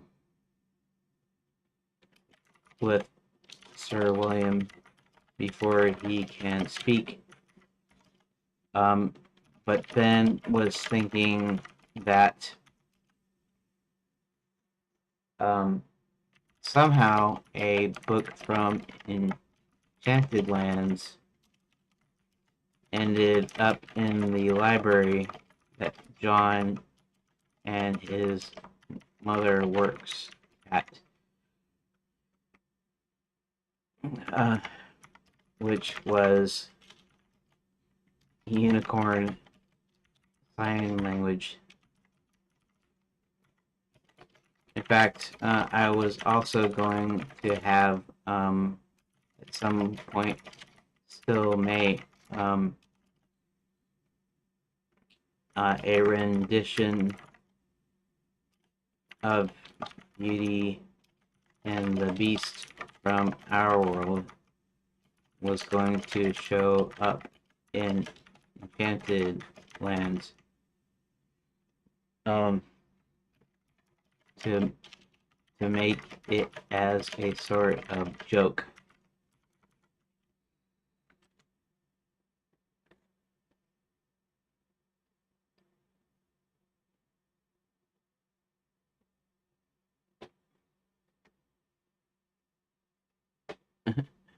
Comedic flavor. The idea perhaps learned by Karen or discovered through match. Actually, it's gonna be John that actually learns it. He learned Unicorn Sign Language because he thought it was an interesting book and weird, because we don't have unicorns in our world. Um, Unicorn sylphs, they're mystical beings.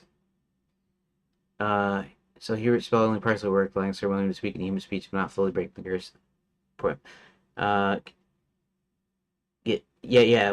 Well, he is, and he's gonna help him. So, um,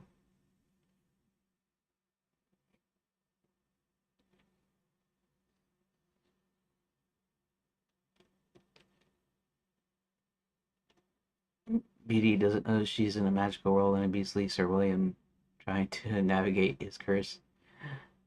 Well, the struggle to help him. This could be a meta joke that's both funny and heartwarming. Uh, John and his mother at the library. Okay, so yeah, okay. Sir William is immediately going to become a prince by finding someone to love him. This play could actually be a turning point. Karen and John reading the part. Um, yeah. This is getting too full, too in depth. Uh, yeah. Each time I'm looking to the side here, I'm actually looking at the chat as if I'm talking to you, even though I'm just looking at text. Or sometimes because I also have the IRC window, hex chat window up here. Anyways,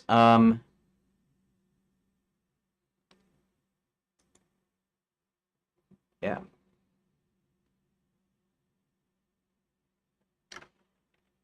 Well, the USL book um, is found in one of our libraries by Sir John, who thinks it's interesting because we don't have unicorns here. Um, or perhaps he thinks it's a comedic book. Uh, the Beauty and the Beast book would end up in a library in Enchanted Lands, from our realm. Would end up in a library in Enchanted Lands. how or why they got switched is something that it, is a mystery itself. But originally, the B and B book was going to be found in Wizard U's library.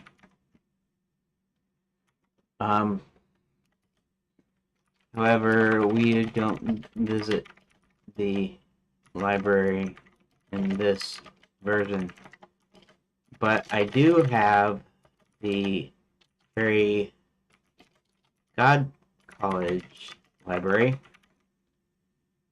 which does have fairy tales trapped that traps vacation princesses and won't let them out until they agree to marry some of Max's henchmen.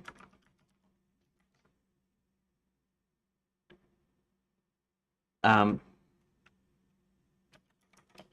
suppose I could have the B and B book be one in there that's not enchanted, and so when maybe even Princess Karen trying to pretend to be a vacation princess,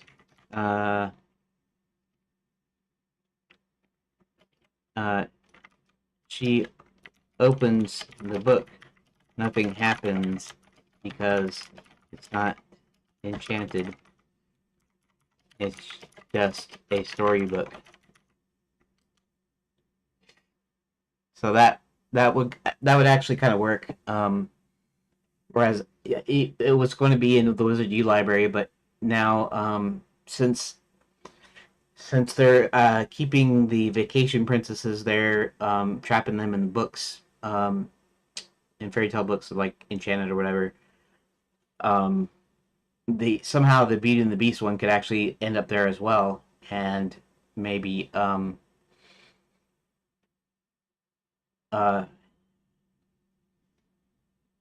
maybe it doesn't work as a because it's from our realm, so it's not magical anyway. Sir John finds the U.S. Sir Sir John. I didn't have a Sir John in here, so maybe that's kind of the limitation of the um. Unicorns doesn't exist in this Israel. Could be even curious to find it amusing. Uh,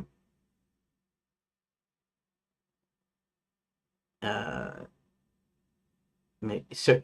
I don't know why it decides to do Sir John. I don't believe I put Sir John in there. I could have though. Um,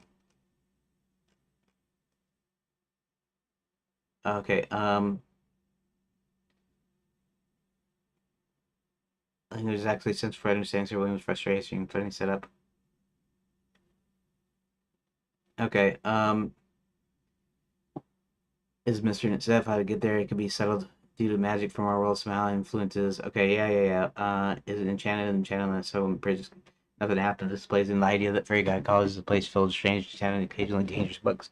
Kara would initially think it's a regular book. It's a perfect opportunity for humor. She has a moment of disappointment that nothing magical happens when she opens it.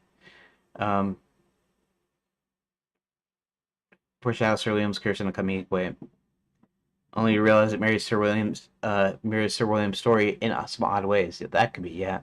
I don't know if Sir William isn't changed by this time though. So by the time she enters it, he might already be changed. And okay, so here I can actually put this here. I mean, it doesn't really matter. Violet's influence, meta joke. It's basically what it is. Doesn't match magical world as a meta layer of humor. It's like a reference to cliche fairy tale tropes. Yeah, I mean, that's kind of like what I was thinking, anyways.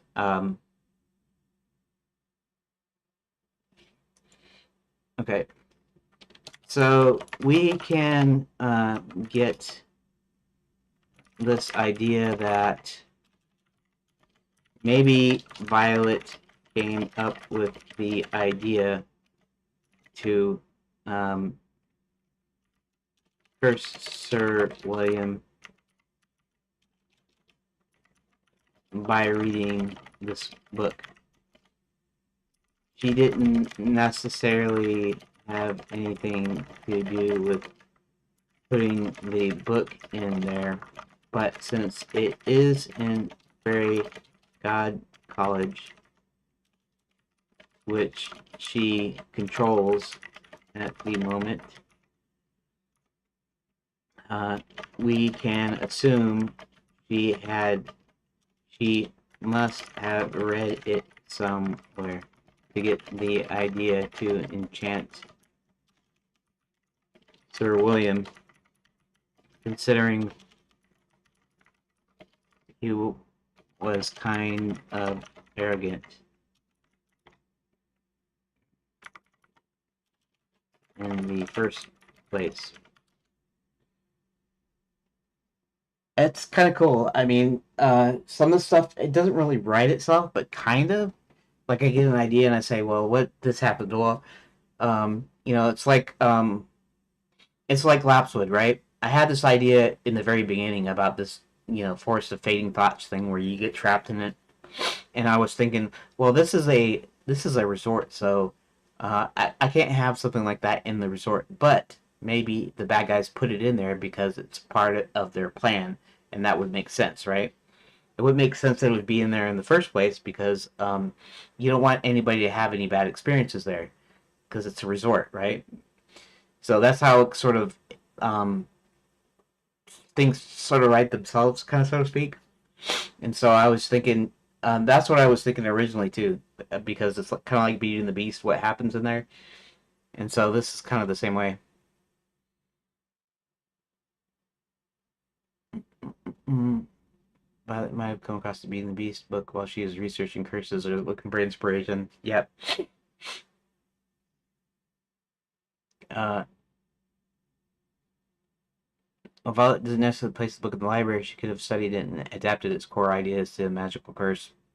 That's exactly it.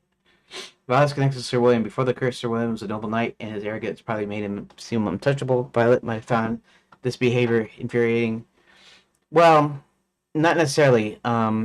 He was still instrumental in fighting Max, defeating Max. So, um, sort of violence method, personal motivation. Okay, she might be puzzled how it relates to Sir William. Yeah, I don't know if she even she just starts reading it and it's like and then somebody could come in and watch and go, have you read any of these books yet? And she could have said, yep, I'm reading this one. Uh okay. Okay, hopefully I remember a lot of this stuff because sometimes, because I'm still trying to get to the fact that I want to know where Sir William goes and what the player does, right? Um,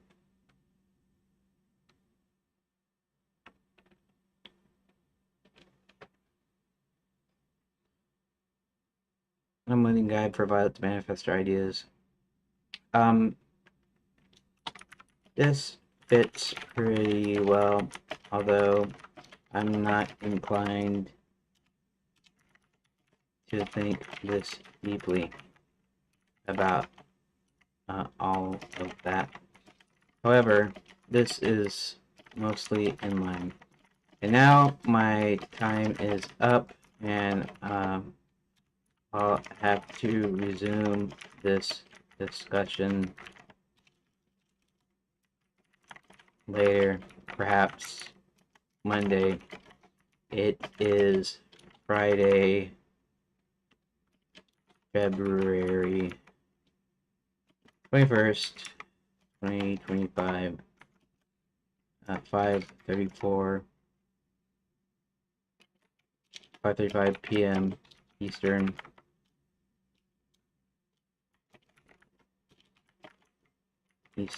Standard U.S. time.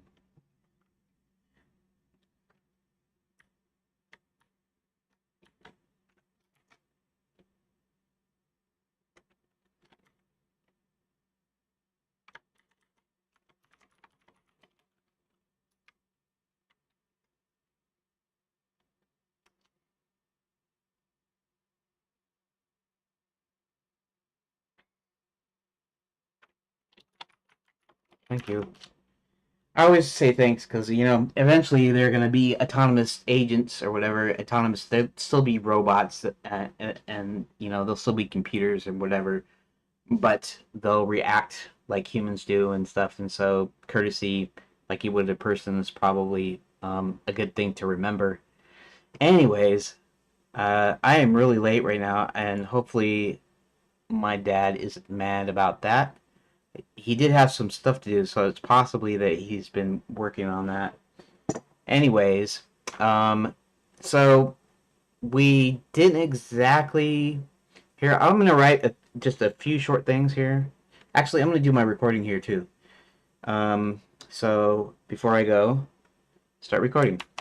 So today I didn't get much done, although I had a discussion with ChatGPT to figure out kind of where things go. So now, what happens is Sir William gets chased into Lapswood by Black Knight just before um, Hubert, Hubert, John, the princess, and the cook are also chased into Lapswood.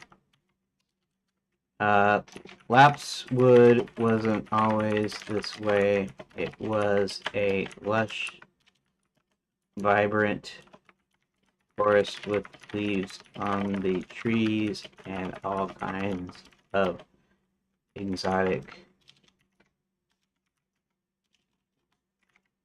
plants and shrubbery. I don't know how you spell shrubbery. Shrubbery, like rubbery, but with a sh in it. Shrubbery. Um, um, when Max took over Enchanted Lands, he cast a spell. Took over Enchanted Lands. He made a deal with the gnomes to use their mines for his slaves to mine for his portal opening machine, and covered the entrance to the gnome kingdom by setting this forgetfulness curse on anyone entering in, which would eventually forget who they were, what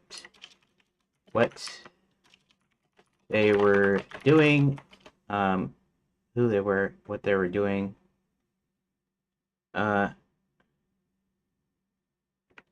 Who they were and what they were doing. There was a third thing I just couldn't. I forgot. I spaced it. Which would eventually forget who they were and what they were doing. So that no one could ever. So that no one could ever find the entrance to the mines. Okay. Actually, I'm going to go ahead and add this to dictionary because it's a place name. Okay.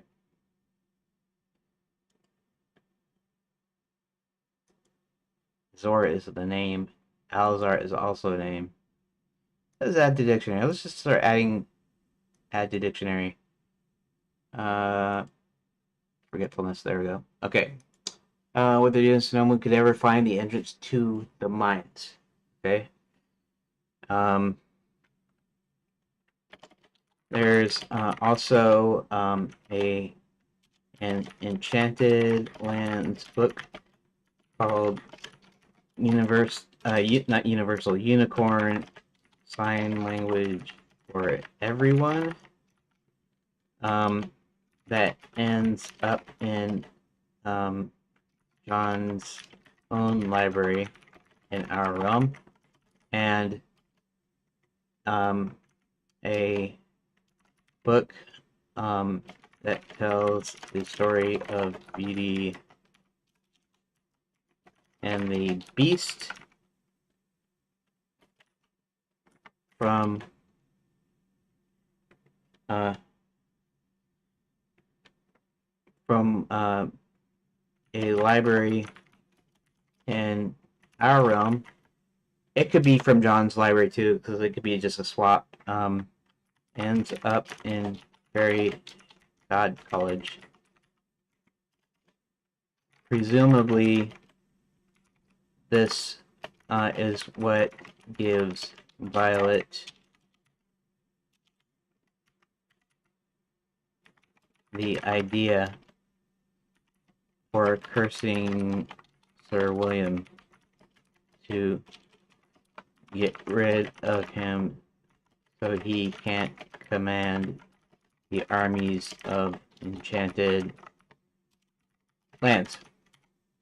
Okay, so this is some of the stuff I came up with, and I still have to work on Sir William's plot up into Lapswood, up into being chased.